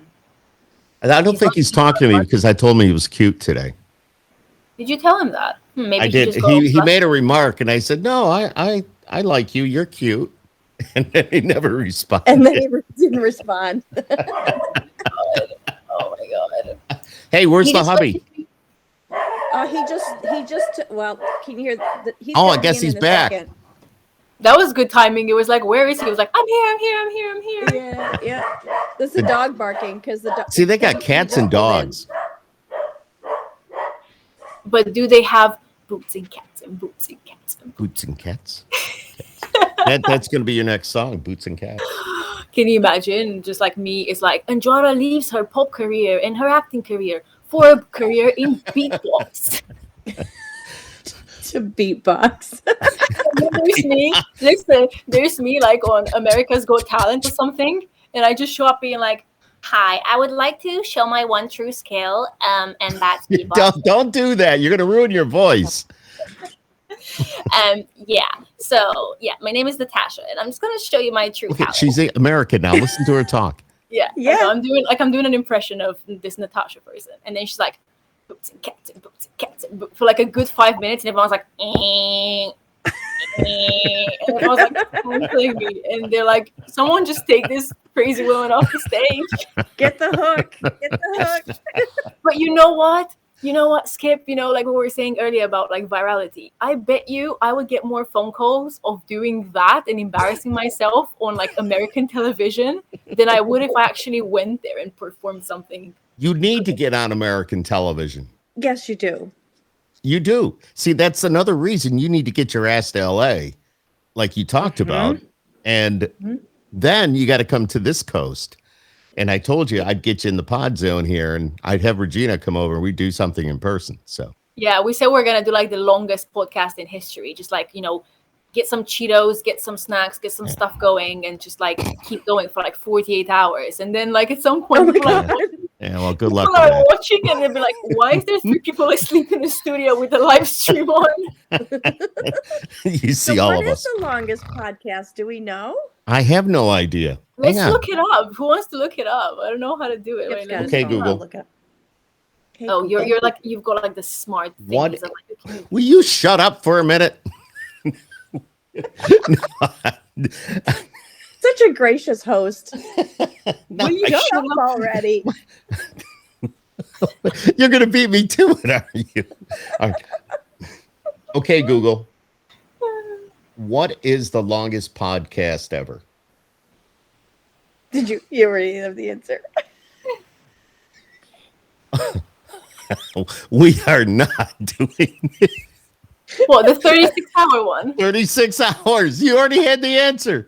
Oh, we could totally do that. Yes, it was Mike Russell Nonstop Podcast. UK. Mike Russell is an audio engineer in London. We could so totally do that, though. 36-hour nonstop podcast. We could so do that. Yeah, just but get it's a not few. just him talking, right? There are multiple people on that podcast. I don't know. It says New media. I was thrilled to host. All right, a 36-hour nonstop podcast. On the What a- 21st and 22nd. Is that what you're reading? Go ahead. Go ahead. You just take over. Go ahead. No, that's all I had. The rest was like ... I kind of lost the rest. If you hit this part of the country during the summer, Regina and I will treat you to a great baseball game too. Oh, we will have so I much know, fun. we already spoke about that. Yeah. Like, yeah, we're like, You yep, play let's ball. do it. I've never been. I've honestly never been. I've like seen a tiny bit on like TV sometimes, but Andrada will be gone. This is boring. No, we have fun. Not with us. Not with us. You'd have a ball. I've watched like golf games before and cricket. Oh, that's so boring. I'm like, Oh, how golf can is terrible. someone like? I hope people that actually do this are not. Regina's husband is a golfer. I'm just saying. I mean, no, the Like golf. watching paint dry. No, why? I mean, no. Listen, like I've watched people like play golf before. Like, you know, golf is fine. Like it's okay, and especially if you can get like, have you ever tried to like drive the buggy and you know, not It's a golf crashing it? cart. It's called a golf cart. We call it a buggy. It's a golf I cart. knew what she meant. A golf cart, a little cart. So yeah, and basically that's fun. Like that's okay, but cricket. Like you must be like an actual psychopath to like sit down for 7 hours and happy. I was like, am I saying this? But like sitting down and watching cricket and being like, I'm enjoying this. I enjoy watching people go. And then nothing happens, and it's like, where's the adrenaline? Where's the life? Like, what is going on? And I'll tell you, God, I hope he's not listening to this. But I know someone who, wait for it. I'm sorry, but he doesn't watch the cricket. He listens to it on the radio. What's there to listen to? No.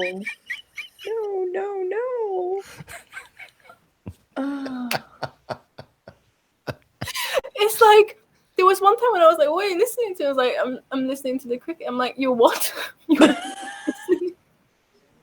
You're listening? Well, like, I'll tell you why. And I'm gonna have a hysterical laugh after I'm saying this. But Okay. don't drink because you're gonna listen. Oh my God, wait. Okay. And the reason why you listen to it on the radio is because you're fully aware it's a waste of time to actually be sitting down and watching it on TV when you can at least do things around the house listening to nothing. Because when you watch it on TV, obviously there's not much happening anyway, so you can at least just listen to the score. What is wrong with you? I've asked myself that many a times. You don't have to figure it out. We don't have enough. 36 hours of a podcast would not cover what's wrong with me. You know, I'm willing to do something like that, but I think we should like just imagine like going down in history, like, you know, the three of us, this crew right here, for like staying up and like just talking for 36 hours. I think it could be like a thing. Like just I could do that. I could do that. Like, come on, a few Skip is like, nah. I'm thinking about this. That's why I'm not saying anything. The wheels are turning. He's like, Yeah. oh, No, can I do honestly, this? I looked at the screen and it was me and you. Andrada Regina, Popa. Star. And then Skip was like, I'm not doing that with these crazy ladies. I'm not doing it. He's on a lot of coffee in that cup, Skip. Yeah, well, yeah. No, I'd put a coffee machine right over here. That'd be fine. I don't drink coffee because it makes me Nance go. in. It makes you what? Bring Nancy in. It just makes me a who? Oh, my wife. Hang on. Let me see if this is how we communicate in this house. Nance!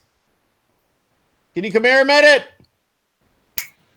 That's what we do. Is just like, isn't this the best? Here goes like, our 36-hour podcast. Can you come down here a minute? Here she comes. She's doing a doodle poll for something she's got to send out. Regina, come here. Come here. Throw the headphones on so you can hear what's going on. She's like, what are you doing? No, you got to come over here. Well, roll your chair over here then. Roll your chair over here. What is going on, guys? I'm like... No, you can use my mic. I'm done talking. It's lady talk. Well, then you get... She's so confused. I just feel like I've insulted half the English population by saying what I said about cricket, and like everyone's like, No. how dare you? All right. No. Wait a minute. So you got to just stand up and walk over here. God. It's stuck. It's stuck. Women. You don't like being told what to do. It takes 2 minutes. You look like you were hanging yourself. I was like, come on, it's not that bad. What? Say hi to Regina. Oh, we can't see you. You're almost... What? Hello. What? Stop. Hi. Hey. Oh, there we go. Hey. Andrada, it's my How are wife, you? Nance. I kind of gathered that. After you being like, come here, roll your chair, come close. Get over here, damn it.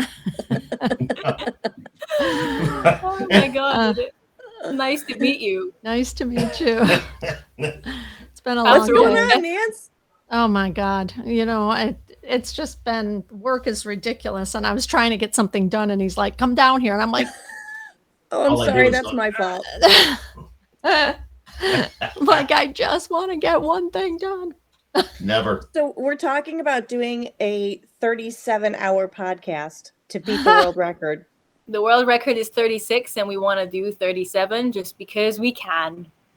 Are you? How do you feel about having Skip talking for like 37 hours in the basement?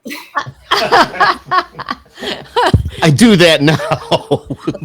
That works for me. Little do you know I live in the basement. That works for me. Spoiler alert. Spoiler alert. You've been lying. In front of you is not a voiceover studio. It's a couch that you sleep on.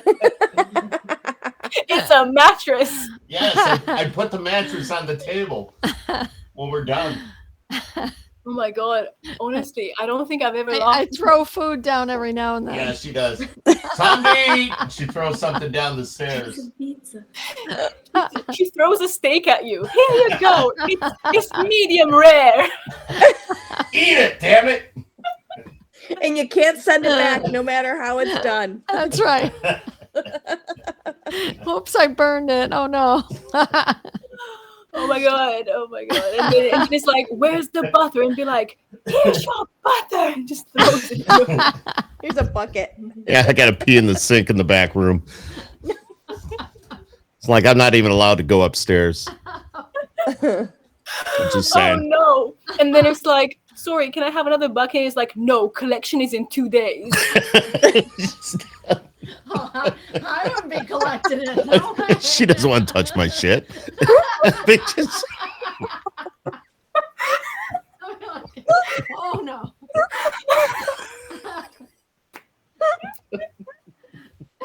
Is this It's been like that for a few years, all right? Wait, I don't think you want to touch it either. Like that's something that I do. Oh my God. It's not something that I would put on my hobby list. What? Are you like on still? Yeah. This is not live, right? No, we're not live. Oh God. Okay.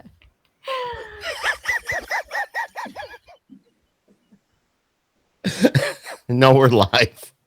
Skip, you do realize you're sleeping on the sofa tonight, right? Like, I already have a spot there. We're good. The dog is there. No, the dog's there. Sorry, I guess I'm out. Sorry, Nike took your spot. Yeah, Nike took my spot. oh, He I'm always says literally his just, Oh no, look at her makeup's running. honestly, I can promise fix you, my that. makeup's running. Like, Oh, trust oh me. my God. Mine's gone. You people will be like, "Why were you crying on Skip's podcast?" It's like, no, these are tears of just Because he drama. said he talked about his shit. That's why. Oh my God. You know why? Because skip happens and shit happens.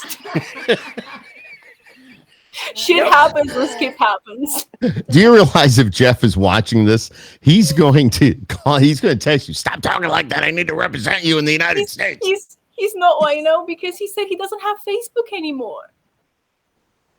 He doesn't? No, he doesn't have Facebook anymore. So he was like, I can't watch it. Oh, you know why? Because he's done with Facebook. Yeah, he's done with Facebook. Because Jeff actually worked for the government, or he worked with the government here in the United States. So I know. And and there's we all know that that's kind of right now there's we're kind of divided, but we need to be together, and it's not really working. So yes, no, I know. He told me, and I was like, the stories he told me, I was like, oh my God, how many guns do you own? Well, we just took the life out of this party, didn't we? Another bad dad joke here for more. Oh my God, what is crickets? That sound? It's crickets. What, like for real? No, it's not. It doesn't sound like crickets. Sounds like a squeaky wheel. No, wait a minute. Little fairy dust. I thought it was the beginning of my Christmas song. That's what I thought was happening, because it starts very, very similar. Oh, yeah. Did Regina hear your Christmas songs? You got to look it up online. Tell her about it, Andrada. Where were you when we were playing it last time? And I was bopping to my own song. Yes, you were. It probably was early because I hopped on late to that one too. Oh, I think we were speaking about it, and I said, oh, it's so funny how I released a song last year called Different Kind of Christmas, and I was like, oh, it's so sad that it's sad and not sad, because next year Nance says goodbye. Sorry. Oh, bye, Nance. Bye-bye. Go doodle. She's waving. There she goes. Bye. There she goes. Bye, Nance. Take the bucket. Take the bucket. My God. Okay, go ahead. Continue. Your Christmas. No, sorry. I was saying. I was kind of upset, and not upset about the fact that it was not going to be relevant this year, because it's about like. Things being different. No, we got and then we were speaking about it, and we realized, oh God, this song is still relevant this year. Like, how messed up is that? And then he was watching the video, and there's lots of puppies, and there's lots of people and friends, and like virtual stuff, and Skip was like, I'm gonna tear up. Oh, it's very emotional. Yeah. So you should look it up. But yeah, it's kind of sad that it's still a thing. It is. It's still relevant a year later, and I never thought it would be. So who did? I don't think I ever asked you. Did the makeup on your lips, wasn't it red and white? It was. Yes, it was. I mean, the idea was obviously mine, because I don't sleep. But obviously not. If you want to do a 37-hour podcast. Hey, I've done worse things with my life. Like, come on, we can do that. No, the makeup was done by, her name is Andrea. So I just showed her a picture, and then I kind of just told her, how we should do it. And it turned out okay. It was interesting. I've not really done anything like that before. So it was just fun, to try it out. Yeah. Holidays. Yes. All about the holidays. I don't even think I enjoy candy cane that much. I don't even think I had. No, but it kind of sets the mood for what the point you're trying to get across, and with the holidays and all that. And speaking of that, it's like it's weird, because it's like a sad song, but it's not a sad song, if you know what I mean. It's like you listen to it, and it's kind of dramatic, but also not, because it has like that bit of hope and like sparkle and stuff, but it's got the Andrada Popa touch. What's that guy that does like the thing with the soul? Little fairy dust. Yeah, little fairy dust. Yep. I love doing that. Where is that from? Is that just like? No, it's I have all these little things here. Crickets. Like any normal person does. Like crickets. I've got crickets. And no, then it could be like, ladies and gentlemen, please welcome Andrada Popa.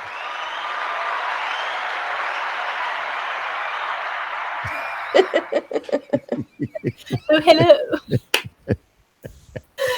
Hello from here, from my house in Buckingham Palace, or what you? No, you're not near it. You told me you weren't near it. I know, but I just love when you say Buckingham, and it's like it's Buckingham Palace. Another cat. I just love always like. I'm waiting for the dog to walk by, and I'm waiting to see Bill go after it. She can't get up here. No. Sorry, Bill's busy. He's watching golf. Oh, No, wait. I have to say that again. And right after I Probably say it, you everybody put the loves cricket Raymond. sound on. the what? I have to say it again. And after I say it, you have to play the cricket sound. So it's like awkward. It's like, Okay. yeah, Bill's not here because he's watching the golf. See, that's when he used the cricket. Yup. I love that. Oh my God. Elizabeth is sitting here laughing. Who? My daughter, Elizabeth. Oh, like in the room just laughing at us. Yeah, she probably won't want to come on camera. She's shy. No, she's gonna stop. She'll pop in. There she is. And there's the dog. I love how this went from like a party of 2 to like a party of 12. so many people and cats and dogs and boots and cats and everything. Started out as a simple interview. It escalated. Like we went from talking about London to talking about I don't even want to say what we're talking about. Everything. Poop and bucket. But that's the best part about this. It's like It had a not lot like to do with a bucket. It's not your regular podcast. That's the thing. It's like not your regular. So how was your song created? And what would you like to tell your fans? Believe in yourself. Okay, have a good day. Bye. Andrada, I will never do that. I will never do that. No. Because honestly. It's the point is how can I say that? When I do the interview, I want to find out about you. What do you like? What do you do? I mean, we became friends over this. We now know a lot about each other. I think we've overshared a lot. I think we know too much about each other. And what's your point? No, as in like I'm just saying it's insane how we found out, like how much we found out in all these. No, exactly. And they will continue. Where in the world is Andrada? And it's the fact that like I found out stuff about you as well, not just the other way around. So what else? What do you know about me? What do you know? Let's hear. What do you know about me now? Well, I know that you like baseball. I know that your wife's name is Nancy. I know that your son's name is Zach. I know that you have a voiceover studio in front of you. I know that you've got space for 3 more people in your studio. I know that you've been to London in Acton. I know that you've been to Trafalgar Square. I know that you've been to Piccadilly Circus. I know that you live in the burbs because you're a burbs guy. I know that you don't drive in New York. And should I keep going? Like I know this is all, but that was all brought up tonight. Yeah. I mean, I have 2 dogs. I didn't know that part. No, because I don't think I told you. I'm obsessed with dogs. How did I not know about that? I have 2 dogs. I have a yellow lab and we have a rescue, part boxer and black nose cur or something like that. Nance can tell labs. you. Now go easy. God, you're emotional tonight. No, I am. Yeah, I don't know what's happening with me. Actually, I do think I know what's happening with me, but we're not going to talk about that. I do not want to know that. Regina got the face. She's like, I know what's happening with you. I will gladly get up and walk away and let you guys have a. No, we're on. No, you can't do that. No. But I have 2 dogs. Did you know? I don't know. I was a fireman for 20 years. Mm-hmm. I am a radio programmer. I'm on the air every day. Of course, I knew that part. Yeah, okay. How else would I be here? I am a part-time PA announcer for the Mets, the farm team for the New York Mets. You have the voice. Can you do that? Can you like announce, like pretend you're like doing it right now? Like, what does it sound like? Good afternoon, ladies and gentlemen, and welcome to NBT Bank Stadium for this afternoon's matchup between the Rochester Red Wings and your Syracuse Kismet. You have such a good, like, I think you know that. You've got a good voice. And now for the starting lineups as submitted by your manager, blah, blah, blah, blah, blah. Batting first, playing first base. What's the Wearing trick? number. What's your favorite number? Whose don't have favorite a- number? Andrada's. I don't You know- have a, let's just say 4. All right. Wearing number 4 and playing first base. She's Romanian. Ladies and gentlemen, Andrada Popa. And play the sound, play the claps. I do the wave. Oh yeah, sorry. Wait. I don't think I'm doing it right. I'm sorry. I don't think haven't so looked either. through it right. Yeah, It's like it has that to be a way. bit more. I don't know. Some people do it like that, like really like. It's weird, but some people do it like. I don't know. I don't know why you guys do. I have no idea. I mean, It's the Queen's It's wave. royalty, right? It's like royalty. Yeah, exactly. I don't think I'm allowed to do that one. I feel like I'm insulting everyone once again. From the cricket to this, like, what am I doing? To somebody that plays golf. Did you say golf? Crickets. So many crickets. I love that. It's just like now it makes sense why you've got that sound. It's like whenever you make a joke, or like someone makes a joke and it's like not funny, it's like crickets, crickets. And see, when I interview like other country artist stars, I can load their songs in. Whoop, that's not it. Wait a minute. So, for example, this is somebody's song, so I just have it under a button, or I can. What's this? Oh, here's another song. It's country, or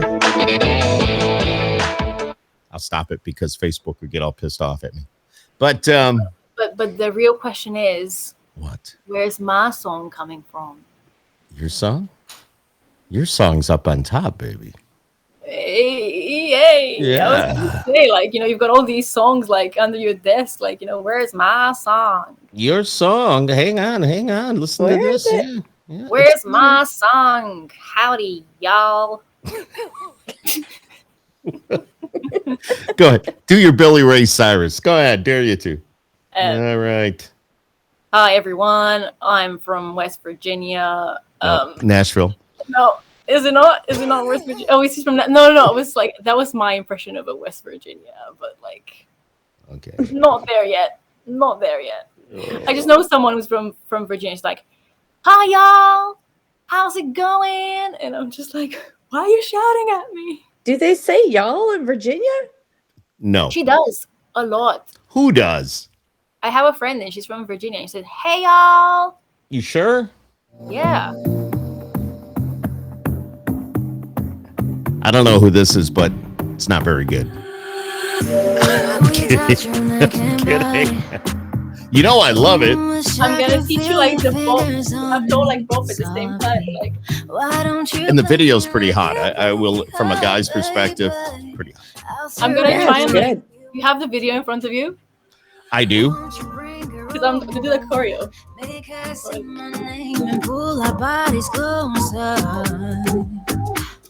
She's wrapped around your shoulder.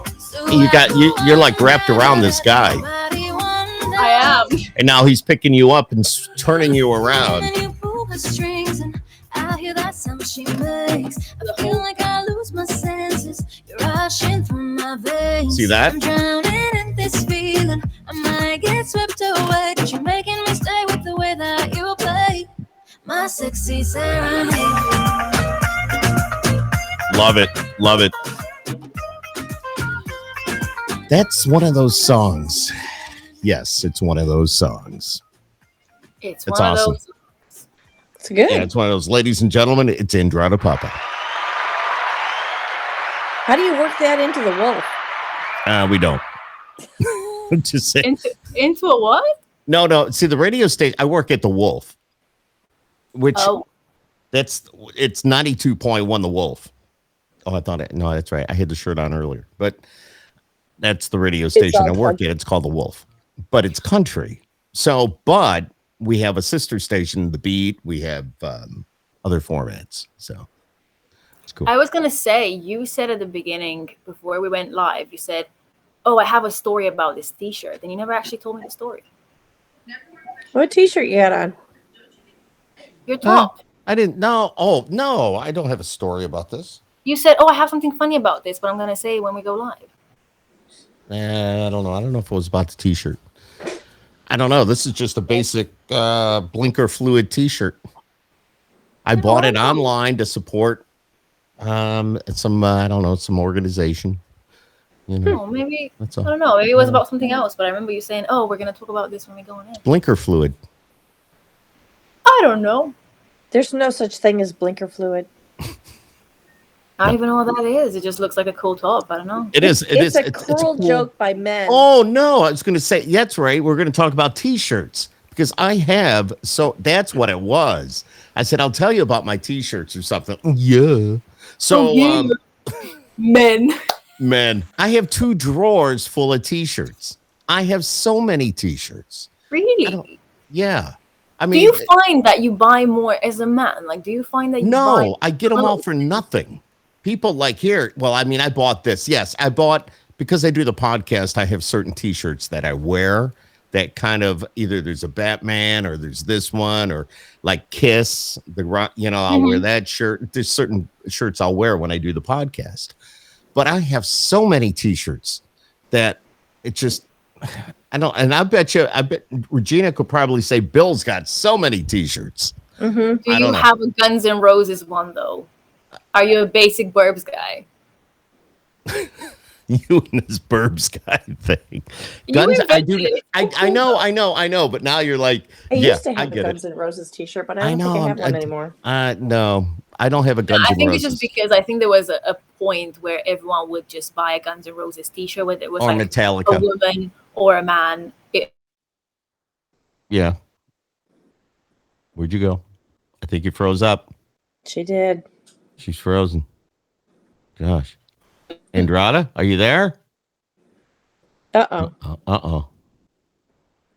Andrada, she's gone. Oh, no. Her phone might have gone dead. No, she's on a PC, so it's all good. It's all good. Either that or... No, she's gone completely. She'll be back. She was froze for a second. Now she's gone. She'll be back. No, she'll be back. How much you want to bet she pops in here in a minute? So. It's her Christmas song. Yeah, it's good, isn't it? Oh, you listened to it? I did. Always comes like we can both be sad. It's a different kind of Christmas. We're kind of heading into that same thing again. Here she is. Whoop, she's gone again. What are you going to do for Thanksgiving, Skip? Thanksgiving in the Clark household. Eat turkey. Turkey. And here she comes. Let's see. Uh-oh. There she is. Nope, now she's over there. There you go. I don't know what's going on. I don't know. You dipped out on us. You dipped out. Wait a minute. I got to put you. You're the star, so I need to put you back. My camera's in the way. I can't see this. Hang on. So I got to bring this down. Hang on. Oh, where'd he go? I feel like it's like a Halloween. Now, don't get nervous. Here you are. Okay, we're good. We're back. Everybody's good. I was getting so confused. We were like, what is going on? I was like, we're just dropping out. No, I was still there. I could see you guys, but you just kicked me out of this party. So I could watch you talking about me not being there. And I was like, I'm here. You weren't there. Like Courtney hears a who. I'm here. Yeah, and then I closed the first tab, and then I showed up in the second one, and then they both just went, and I was like, there's the crickets. That's what happened. You were gone. That's what we heard. I'm so sorry. I think my internet just It's the London internet. Yeah, I thought the TV went back on again. I'm like, there's something going on. Something's weird. Yeah. Well, you don't need the TV because you don't watch it. Yes, we did discuss that as well. We discussed She does not watch TV. I don't watch much TV either. I also realized the news. No news. That's what we were talking about. I was saying, why would you want to watch that? Like, it just brings so much it's so depressing. And so depressing. There's so many things in your life that you could be doing rather than watching that. And I think for some people it's important, but for me, it's just, I know people who wake up and the first thing they do is they turn the TV on for the news channel. And I'm like, No. no. And I realized, I mean, it's gonna sound a bit snobbish, but it's not really. I realized that in the new place that I'm gonna be moving in, I bought a TV obviously for the living room, but it's only for aesthetic purposes because it's like a big wall and like there's like a little electric How fireplace. big is it? Uh, Bigger the better. I don't know. It's quite a big TV, but yeah, I just realized I bought it because it's just Just to the put living something room on the wall.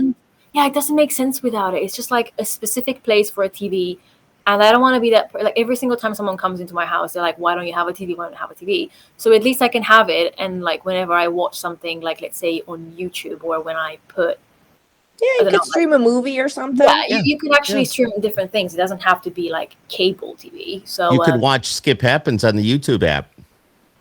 oh, yeah, true. I can just watch my videos and be like, oh, look at me. I'm on TV. Yeah, what do you think about that? Saying. There should be a meme. There should be a meme of me just going. That's my favorite face to do whenever like something happens and I'm just baffled. I'm like what do you even do? You know, when someone says something and you're like, God, what do I do? I feel like I need a cricket filter in real life. Like whenever someone says something Cricket stupid, I'd be like, filter. just be like, Crickets. yeah, just crickets. Honestly, What else do I have? oh, No, it's not it. Yeah. it's the button. Yeah, tell us a joke, Andrada. Oh, wait. I don't want to. I usually just spoil the joke by saying the wait. Think it through. Oh, what was it? Wait, give me a second. How? Oh, wait. I don't know. I'm not living. No. But like living in the UK, you learn not to say certain things because people find everything like low key racist. So I don't know if it's like a good or a bad joke. Yeah, you got to be careful, especially being who you are. So don't. Yeah, I don't want to get you into a situation. No. I mean, it's just a joke that I read on 9gag and like ages ago, and everyone was finding it really funny. It was like, what do you call a Mexican guy that lost his car? What? Carlos. Carlos. That's a dad joke. It is a dad joke. I think so as well. Yeah, I might use that tomorrow. Yeah, so I don't think it is. Obviously, people can interpret things in a million No, exactly. different ways. But yeah, I read it when I was a kid, and I remember it like took me ages. I was like, what? And then when I finally got the joke, I was like, oh my God, that is so funny. And the person that told you that's going, it's about time. It only took you how long to figure that out? And it was funny because my friend's dad, her dad's name is Carlos, and I was like, ha ha ha, what you call a guy that's lost his car, Carlos? And she was like, really, Andrada, really, you're giving me dad jokes? Like, come on, what's wrong with you? But I think it's a pretty funny, pretty funny joke. Oh my God, tell us. Regina has to tell us a dad joke. Oh, I don't have any dad jokes. Oh, Zach's here. That was actually freaky for a second. I was like, well, how did that swap happen so fast? That's a very just good cardboard. Yeah. That was This- Zach's cardboard for the games, right? During COVID. This was at the ballpark during COVID. Yep. That's so cool. Yeah, because I they want- couldn't have any spectators, so you could buy a cardboard cutout of yourself to put in the seats. Can you buy a cardboard cutout of me and just have it in the studio? And whenever we do an interview, just freak people out because they're like cardboard cutout. That's Why? kind of a faces. it's like a great idea. It is. I think so. It's like if I go a bit further back, it actually looks like he's there, but he's just not really saying anything because he doesn't like us. Oh, here's the last cat. There's 3. Okay, well that's not fair because you've got Zach and you've got the cat and I've got a pillow. I thought you were going to pick up a little bunny pillow or beautiful. something. No. Oh my God, one of those. That's freaky, when people buy those like Bunny pillows and the like they get Oh. like a body pillow? man's arm or like some weird. Yeah, no. Have you ever just, like, seen sleep those? with them. And it's No, like, the what? you can basically buy this like hugger pillow. So it's like and it's got like arms on it. Yeah, it's got like arms on it, and you can basically hug yourself with that. And it's like, Can you fill yourself up with that? That's not I good. suppose you I could. don't know. It's just really weird. It's like It's kind of sad. I don't know. I mean, I think that Yes. there's I don't know if you can worse see things it. out there. But Can you yeah. see this? What? Let's see. Oops. Oh yeah. Oh, wait a minute. That looks like an arm. It is. What? It's like a man's arm in a shirt, and you basically sleep like inside it. It's $40. Does that kind of creep you out? It does, because it's like, imagine if you forget that you left that on your bed and you come home and you're like, ah! And it's like, oh, it's just my pillow. Yeah, seriously. Who's in my bed? Oh my God. That's crazy. I didn't know they made those. Imagine being like, 911, I've got an emergency. There's a mat. Oh, never there's mind. pillow. Oh, there's a better picture of it. You see the woman Bring sleeping it down with a little bit. Just zoom Oh on. yeah, I see her slip. What? She looks all like comfy and snuggly. She's like, ooh. Yeah, but that's kind of It's weird, right? It's taking a place of a guy. What the heck? It Yeah, is a well, bit you know, weird. Terrible. sometimes the pillow is better. Stop. Gina. She's a kid, remember? Wait, who? Me or your daughter? No, you. You. Oh, wow. And my Oh my daughter. god! I don't- wish. You I guys wish. must be close in age. I think Right? so. You know when She's you're like at that 25. age. Oh, I'm 24. Yeah, it's like, you know, when you're at that age, I miss being at that age when people would say rude things around you, and they'd be like, "Oh God, you can't say that around her." I'd be like, "Little do you know." But no, it was really funny. Like, just always being around people, and they would, like, when I was in La La Band, everyone was swearing so much. Like, it was very hard for me to not get into a bad habit of Swear. swearing. I find it easier when I'm here and in general when speaking in English, because you don't really have many swear words. But Oh, back we have a home, lot of swear words. no, listen, you don't understand. You cannot comprehend what swear words mean in Romanian. Like, I cannot even begin to explain like the weirdness. Like, if you look up after this call, like, just look up translated Romanian swear words, you'll be like, what in the world does that mean? So obviously when I was in La La Band, like, people were just swearing so much, and I was 14, 15, like, whatever. Yeah, that's so young. Why Yeah. would they be doing that? Is Oh, it just I mean- because they felt so grown up and they were No, it's just- stars? it You was just guys a were all.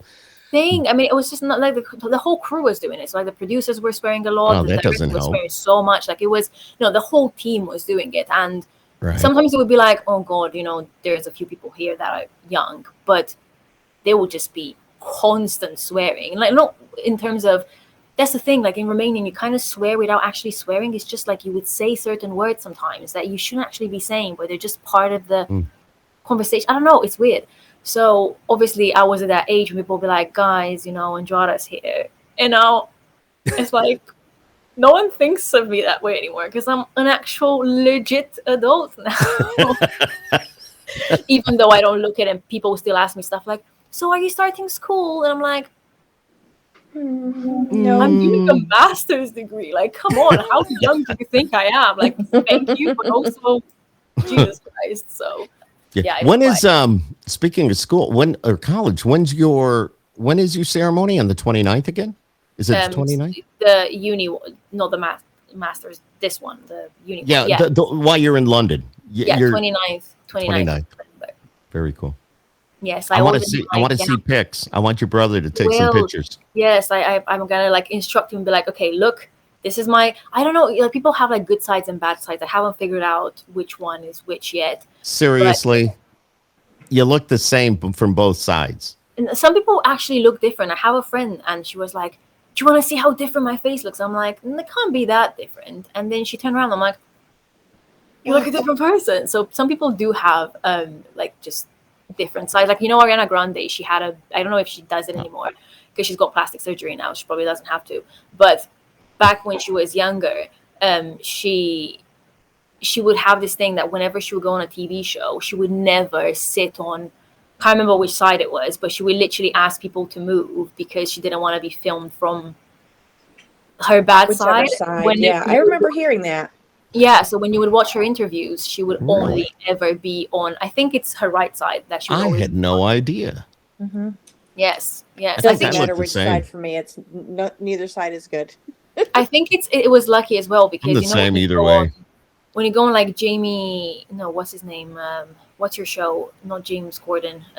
Late night show with Jimmy Kimmel. Kimmel? Jimmy Yeah, Kimmel? so Yep. most of the people usually have the desk on the right side and the guest on the left side. So I Mhm. think she probably got lucky with the fact that that was her good side, because otherwise you can't turn a whole studio around just to kind of Right, be on your right. good side. Just So to yeah, cater to her. yes, but people do get very He specific might. about that, and I think Which whenever side would you sit on? that's the thing, I never really thought about it. I think I just, I don't know, like, let's say if I took, let's say, okay, Pretend I'm Jimmy Kimmel. well, that's the thing, you don't get to pick if you're Jimmy Kimmel. Like, you just kind of sit on that specific chair that is Yeah, for no, I the know. studio, so I don't think you get to pick. But no, I would probably say, I don't know, I'm trying to figure out what. The When you're dance on with Jimmy Tina. Kimmel, will you say hello to Regina and Skip? I'd be like, who this? I don't know Yeah, I them. don't know. That was a long time ago. We Burn the did this tapes. really crazy Burn the thing of a tapes. 37-hour podcast, but No. I can't remember the guy's name. Some But guy, how some dude cool from would it be? Syracuse. I don't Yeah, know. some dude. But how cool would it be though to, like, have this memory in, like, 20 years time and be like, wow, do you remember that time when we stayed up for 37 hours doing the podcast? I'll be in an old folks home then. No, you won't. And we would be like, bringing you, what We're you're gonna young. do?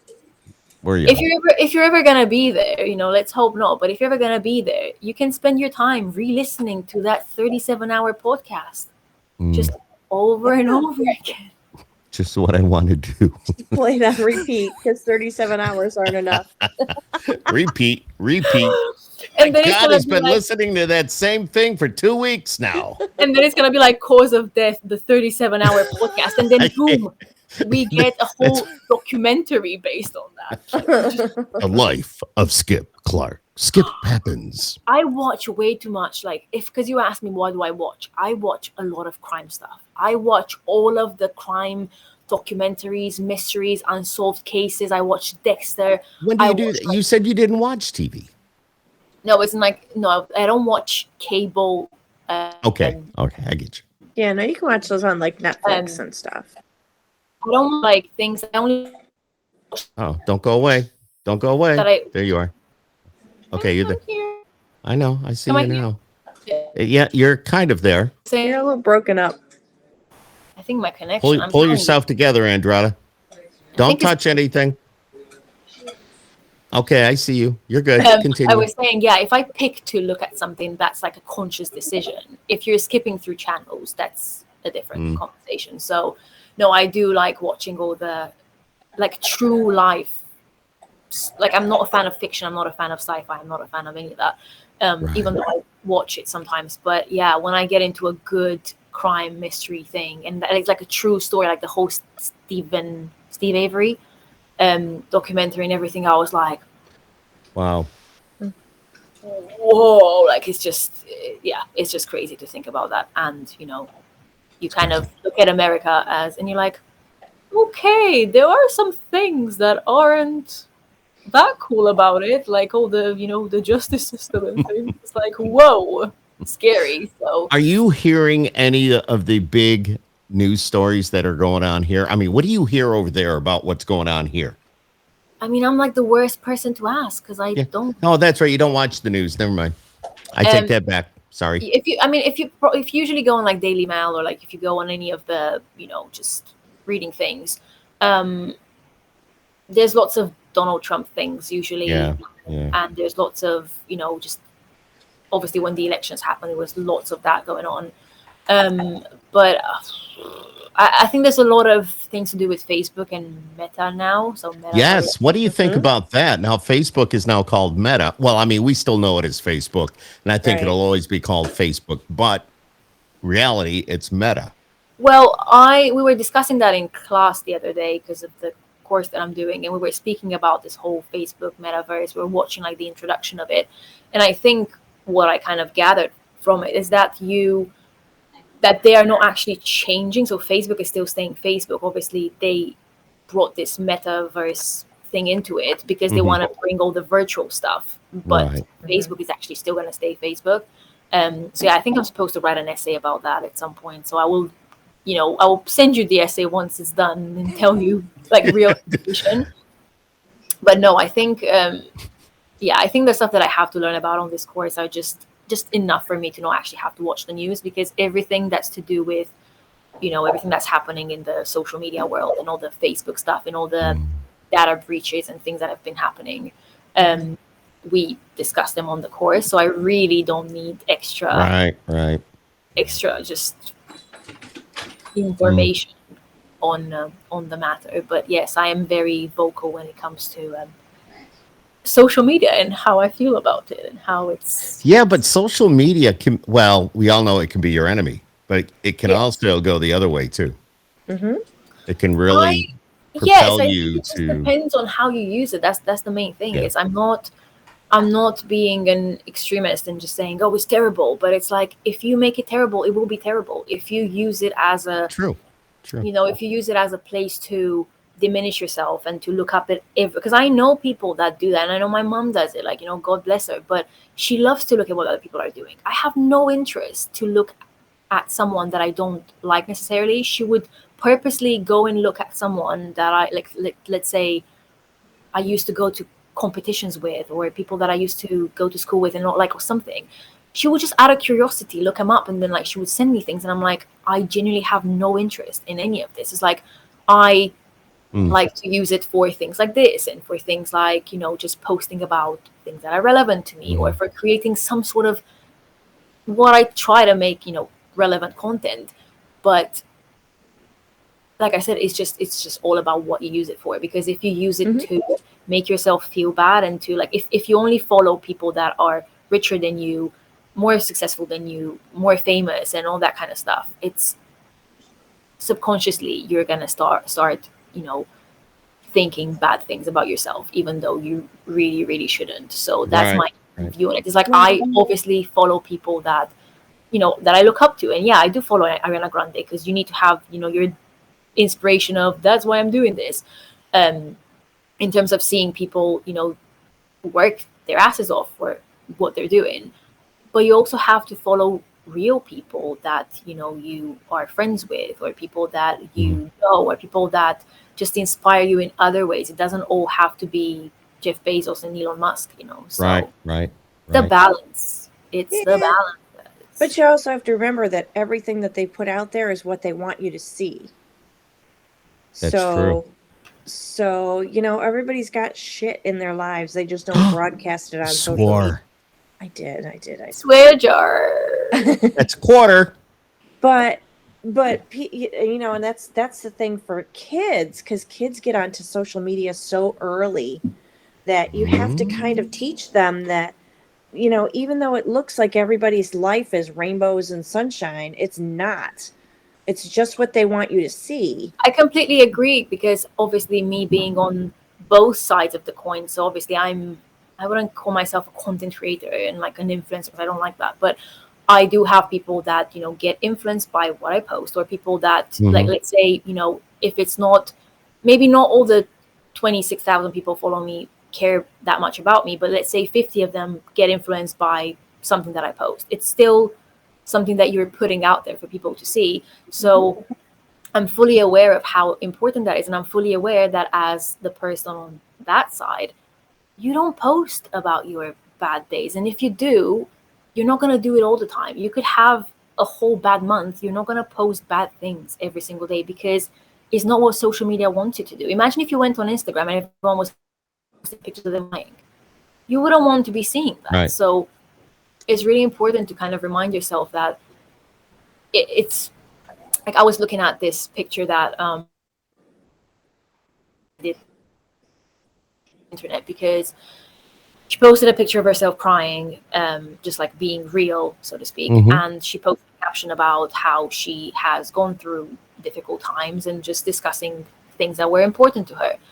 And of course the backlash was massive, because even though she was making a very good point, people were saying, I cannot look at you and your, like your other thousands of perfect pictures and still believe this. So they were basically devaluing her experience because the rest of what she was doing was good and perfect. So for example, if I posted a picture tomorrow of me crying, some people will be like, "Oh, God bless you," and some people will be like, "What about all the other cool ones? What about I'd be like, what the hell's your problem?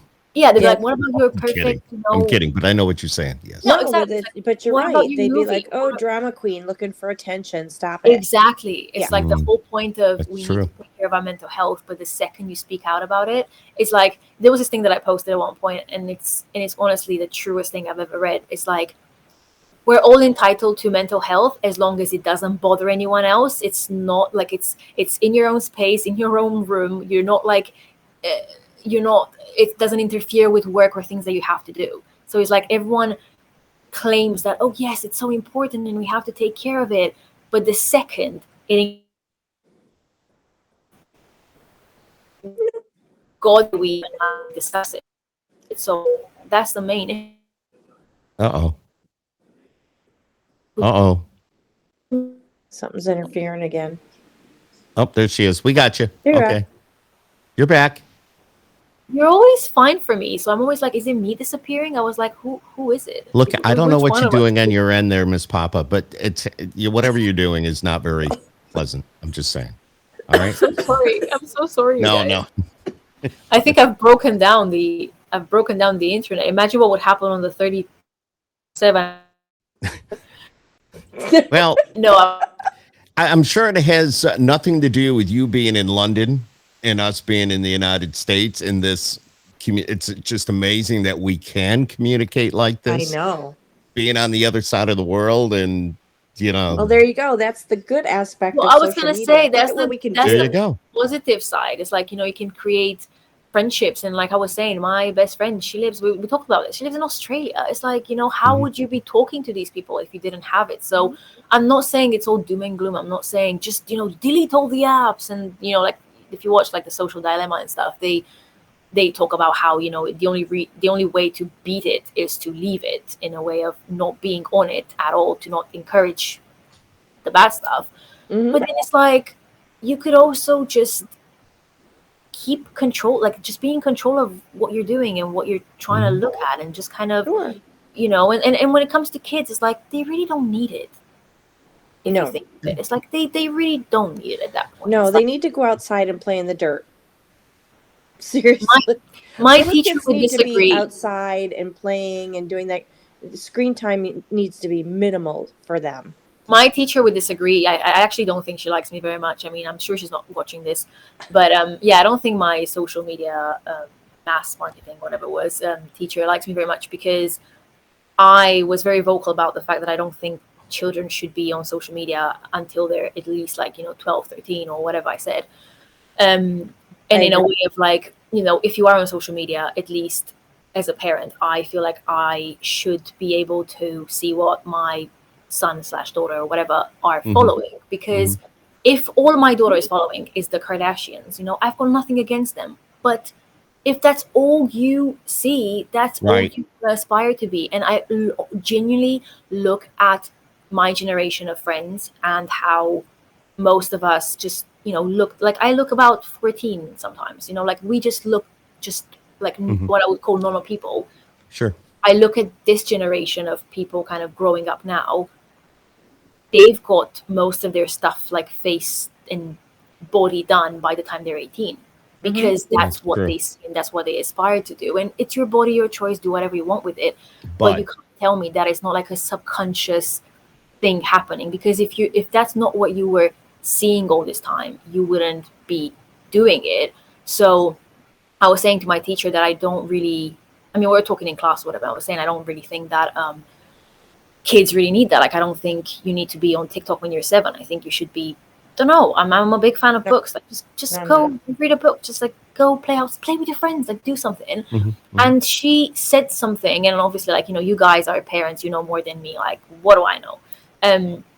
But she said, and I'm not a big fan of this response, she said, yes, but then you're missing as a child and as a parent, you don't want to miss out on all the trends and all the cool things that people are doing. So kind of, if let's say there was a big, like let's say Squid Game, or like some new thing coming up, and you had no idea about it, you would get bullied, or like you would get, exiled because you don't know about it. You would be like the clueless one. But they don't need to know about that. Is this woman a parent? Doesn't sound like Yes. it.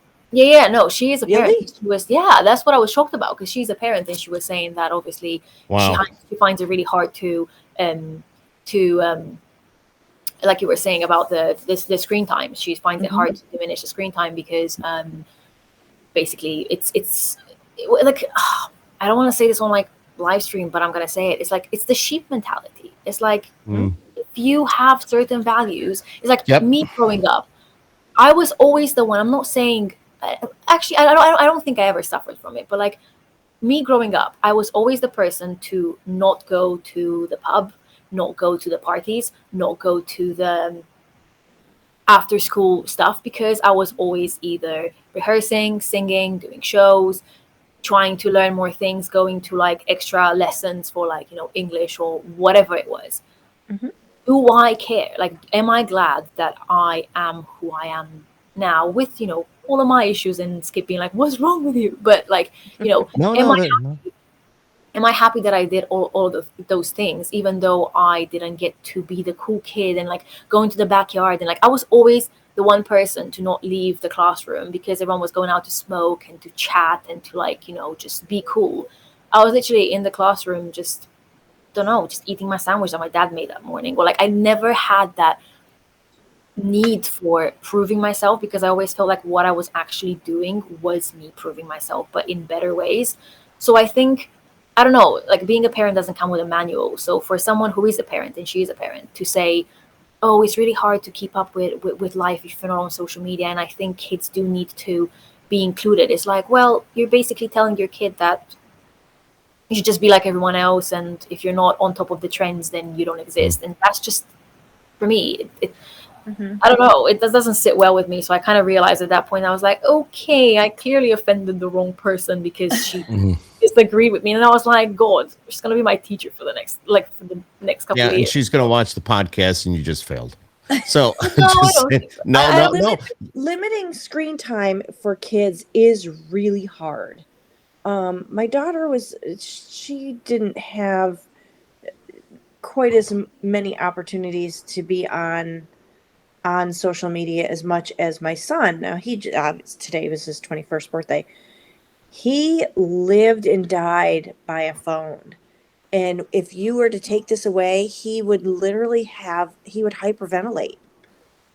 So limiting screen time has become increasingly difficult. So I understand her dilemma with trying to keep screen time to a minimum, but I really think that a lot of these kids have lost the ability to know how to talk to people face to face. They can text with the best of them, but to talk to somebody face to face, they don't know how to hold a conversation.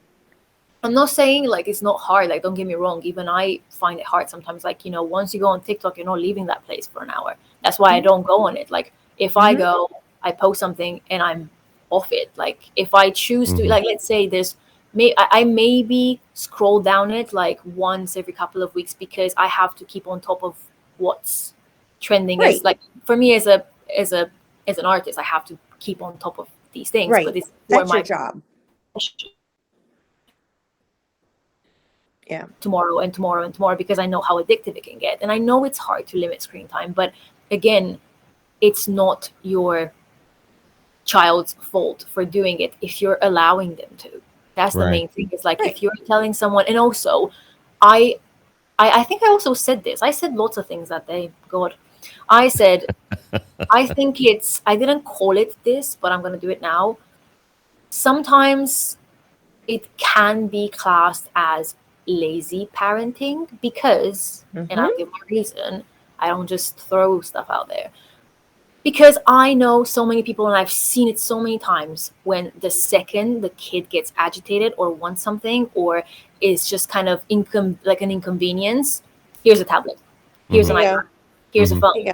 Mhm. And it's like, when I grew up, obviously none of that was really around. Like, my first phone was a brick Nokia, and I was like, yes, I can play Snake too. But I sound old now, but like, whatever. And that's the thing. Like, when we were all grown up, and obviously especially you guys, because you're older than me, Yeah, there we're was old. no option. There was no option. Like, I don't think your parents were like, oh, here's a coloring book. Like there was no option. They No. just had to deal with it. That's the thing. Is like, Right. it sounds terrible, but it is lazy parenting, because you know what? My generation of parents is the same generation that's on TikTok. How do you expect that a TikTok parent is gonna act when they were, like, before they were parents, 9 months beforehand, they were scrolling down TikTok? Of course you're gonna be like, here's what distracted me from life. There you go, use it. So that's the whole thing, is like, when Mhm. people who are parents, and I know my mom does it, she acts as if she's entitled to being a parent. It's like, anyone can Uh-oh. have a slate. There she Fine. goes again, Ms. Papa. I'm not bad. Up, you're there. Oop, now you're froze. Now you're there. Now you're froze. Now you're there. Now you're froze. Am I here? I hear There you. you are. Am I here? I hear Am I you. back? I was in the middle Uh, of like the most important argument. You are what you're saying, and for a woman of your age, being in that demographic is very unusual. Do you realize that your feelings and your thoughts and all that? To me, I feel it. If I was to look at you, you'd be the one that would be on TikTok. You'd be using your phone every 2 minutes. I mean, Yeah. but you're not. You're not. You have a I, whole I different also perspective on all that. I also think the people that I surround myself with aren't that. So most of my friends That's good. aren't that. Yes, I do have lots of people who are in the industry. Obviously, we all have to deal with it. But I'll tell you, every single person that I'm friends with and has to do this as a job hates it. We love the music, and I was speaking to one of my friends the other day. We said we love the music. I love the creation of it. I love the songwriting, but I hate everything that comes with just flashing yourself on social media Right. and being like, Right. look at me, I'm perfect, because that's what people want to see, and that's what we're It's true. normalizing. So I know that most of my friends who aren't in the industry as well, they're I don't think I could be friends with a person that does that. I don't think I could Right. be friends with a person that has those values in a way. I don't know. I just think, for me, maybe just Right. call me old school. I don't know. It's just something that There's I'm nothing wrong with that. kind of Nothing. against. I'm not saying, because I think my teacher called me. What did she call me? She called me. What's the word?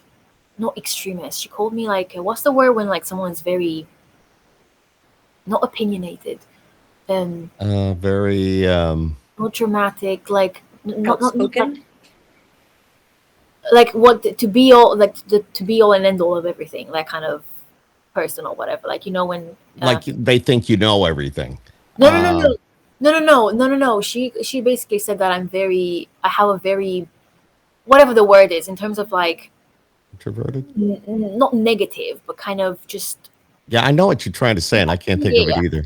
Yeah. Yeah, I can't think of the word, but I kind of felt like, wait, this is not what I'm saying. Look, all I'm saying is you have to take control of your, like, I just feel like she didn't like what she was hearing, and that's fine. But I also didn't appreciate being called necessarily negative in that way. It was because it's my opinion, and it's also not just my opinion, it's my experience. Mm-hmm.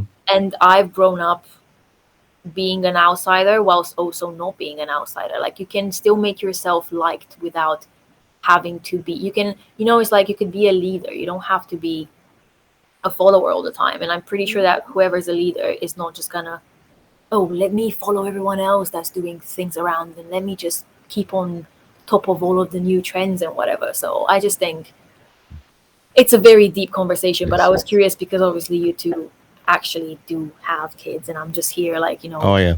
throw in my 2 cents, but I don't actually have a kid, and I would probably just be like, just leave me alone, you're screwing And when me. you do have kids, it'll be a whole different thing by then. So I just want to. Yeah. I wish we're gonna have this conversation in, let's say, don't know, let's say 10 years time, when I will maybe have one. And we can actually have this conversation and like look back on this one, and I could be like, yeah, I gave them the tablet. Yeah, I said here, don't bother me. Yeah, Just yeah. go. Andrada, is the sun coming up there? No, Well, it's It's, got to be. What time is it? no, it's 3:43. The sun's not up yet. I think it's not going to be up for another Oh my 4 God, hours. girl! The days All are so right, short now. here's the deal. We've been on 2 hours and 39 minutes and 17 seconds. Oh, I mean, we're at only 35 hours left to go. We've started now. We might as well. I gotta go to work in the morning. I can Yeah, stay and on do that you have long. class today? Do you have to go? It's at 4 p.m., so I'm pretty sure I'm gonna be awake by that time. Imagine if I'm not. But no, there's not a fan of the Thursday class that much. It's a lot of research stuff happening, and it's like, I don't know, I'm not a fan of this. But it's a good Yeah. it's a good thing to do, and just kind of challenge yourself constantly and just do new things. And I don't know, it's like I get bored if I don't do stuff. It's like constant. I can't picture you getting bored. You got so much going on in your life. I don't think get it. do. I don't really get bored, but if I do, I freak out. That's the main thing. It's like if I get bored, it's like, no, I need to do something. Whether it's, I don't know, applying for an audition, sending an email, just doing something. It's like if I don't do something, unless it's a holiday, that's different. But if I'm in the house and I'm not doing anything, it's like, why am I not doing anything? Am I supposed to be feeling guilty? Blah, blah, blah. Like, all the crickets coming in and all the thoughts and the panic. Yeah. Crickets. Crickets will make it creepy. Yeah, no. So this Andrada. actually feels productive. It's like Mm. it's what would you rather be doing at 3:45 in the morning? Like, excuse Well, me. it's 10:45 here in the evening, Personally so yeah. You know what's funny? It's actually 5:45 back home. My dad usually wakes up about 6. So if this was any later, he would have actually joined them, and I'd be like, "Good morning." No, and your dad, I believe in the last podcast, I think your dad commented, or He always comments on stuff. Yeah, he always Yeah. comments on he replies to my story, like replies to other people's stories as well. So everyone just knows it's like a strong fan of just sending hearts and fires and. That's he put a heart. I saw that he logged on and he put a heart.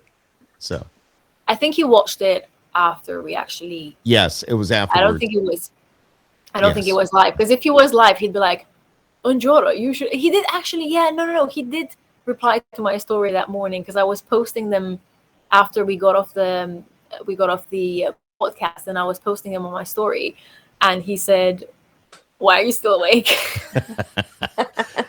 Because this crazy guy in America was talking to me on the podcast. Yeah, no, I did say I'm going to bed now. He was like, "Okay, good night. I'm just starting my day." I was like, "Yeah, this feels wrong," and I ended up.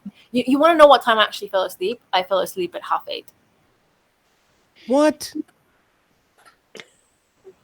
I fell asleep at 8:30 that morning. Yes. You're crazy. You're nuts. know. I could never do that. I know. You know what, though? We're going to let you go now. Sad times. This was like the best podcast. Like, we should. It's always class good it talking as to you. The best podcast ever. It's It was always good talking to you. I was worried, because I was like, "Oh my God, we've spoken like a few weeks ago. Like, what are we gonna talk about? Like, is there anything that we can talk about?" And I was like, "Look at us now, 2.5 hours later." Right? Yeah, and there's a lot to talk about because we all have our own lives. And it's really interesting because you're there, we're here. It's two different worlds, but we come together via a podcast. We share life experiences. We talk about what's going on in our lives. We find out a lot about you, and we talk about certain things, and then it kind of goes off in this other direction. And it's all about just real life, and that's what a podcast is. A And it was podcast also is a conversation. because we didn't know that Regina was actually gonna come on, and then it was just like, that was so good. Surprise! And there she is. She was a surprise guest I didn't know about. Yeah, that's awesome. That's yeah. I sent her the link, and then I saw she came on. So that's I'm cool. taking a picture of us, guys. Like, Oh boy. I'll take a quick video. My phone's on 1%. Like, come on, this is embarrassing. Say hi, everyone. Hello, Andrada. We haven't been here for 2.5 hours. Yep, Don't worry. 2 hours and 44 minutes and 5 seconds as What's of the right record? now. I have to tell people. What's the record? The record is 36 what? hours. 36 hours. No. What's our? Did we beat the Ooh. record? Oh, Yeah, I think we did. I think the other one was about 2.5. Yay! Yeah, We're we at beat the 2 record. hours, 44 minutes, and 21 seconds right now. Oh, we got 2 like a hours. little over 15 minutes and we can hit 3 hours. Oh my god, 2 hours 44. We did it. We did it. I'm gonna we did it. virtually We did high it. five you guys. Yes. Right back at you. Boom. We did it. Yep. We're here and you're there, and you stay safe. Be careful. Always look over your shoulder. You're there doing your own thing. Just please be careful. I will. And, And I'll send you know. graduation pics. I can't wait to see them. Yes, and don't forget to stream my Christmas song. Yes. Get Oh, into yeah. the Christmas. I hope that when Christmas comes, you're gonna send me videos of you and your pets. Oh, just absolutely. responding to my Christmas song. Absolutely. All right. Okay. You're so This was sweet. super fun. Oh Stay my right God. there. Stay there though for a minute. I'm going to click off. Good night, everybody. Thanks for hanging with us for 2 hours and 45 minutes and 20 seconds. So, Andrada Popa, make sure you Google her and find out all about her. She's awesome. She's a star, and soon to be a star here in the United States. So it's kind of cool. Yeah. Good night, everybody from Skip Happens. Have a great night. Bye. Uh-oh.